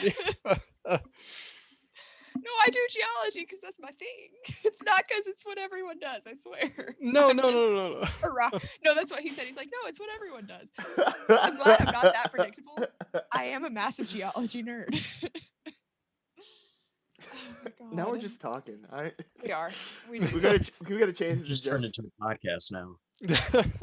Change this into just On chatting. Spotify. I give us. I will defend us in that because that was 10 episodes and quite the ending. Oh my 10 God. episodes, yeah. So I if you're gotta update listening, my thank you. playlist, man. Your playlist. Yeah, I got a playlist for Maerwynn, obviously. Oh. I put My Tears Ricochet on it too. And later, we have the dragon played by Joe Alwyn. Oh my gosh! All right. Yeah. God Almighty. Oh my God. What was it? William Bowery, please. I was like, was that his name in Harriet? I was like, I don't. That was his name when he credited for folklore. I know. I was like, no, that wasn't his name in the Harriet Tubman movie. I don't know where this has gone. It's gone to Taylor Swift. Yeah, But Right, shout out to those who have stuck with us along this journey. Shout out to a friend of ours in our Discord, Cosmic Outpost. Thank you, friend, for that. They saw it, but thank you for that amazing piece of work. It'll be in our Discord because there's no way we couldn't show that off. It's a great piece of work. Yeah, a So- piece of poetry about Daniel Smithson. Oh, cool. It was really cool. So that was awesome. Thank you for that. For Yes, and- sure. And as well to I'm gonna butcher the name, Xanax the Ark. You know who you are. Thank you for checking out our teas and grabbing one for yourself. Make sure they're stylish. Yeah, we got Earl Grey, chai, green. Wait. Rooibos. Bricius is like Also, Hudson's You like, sell Jesse merchandise? for being in the chat. She's been in the Yes. chat since episode 1. She's Like- carried it. Queen.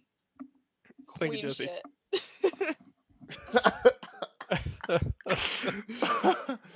oh, I should just end this, but we're just talking. I know. We're having a great time.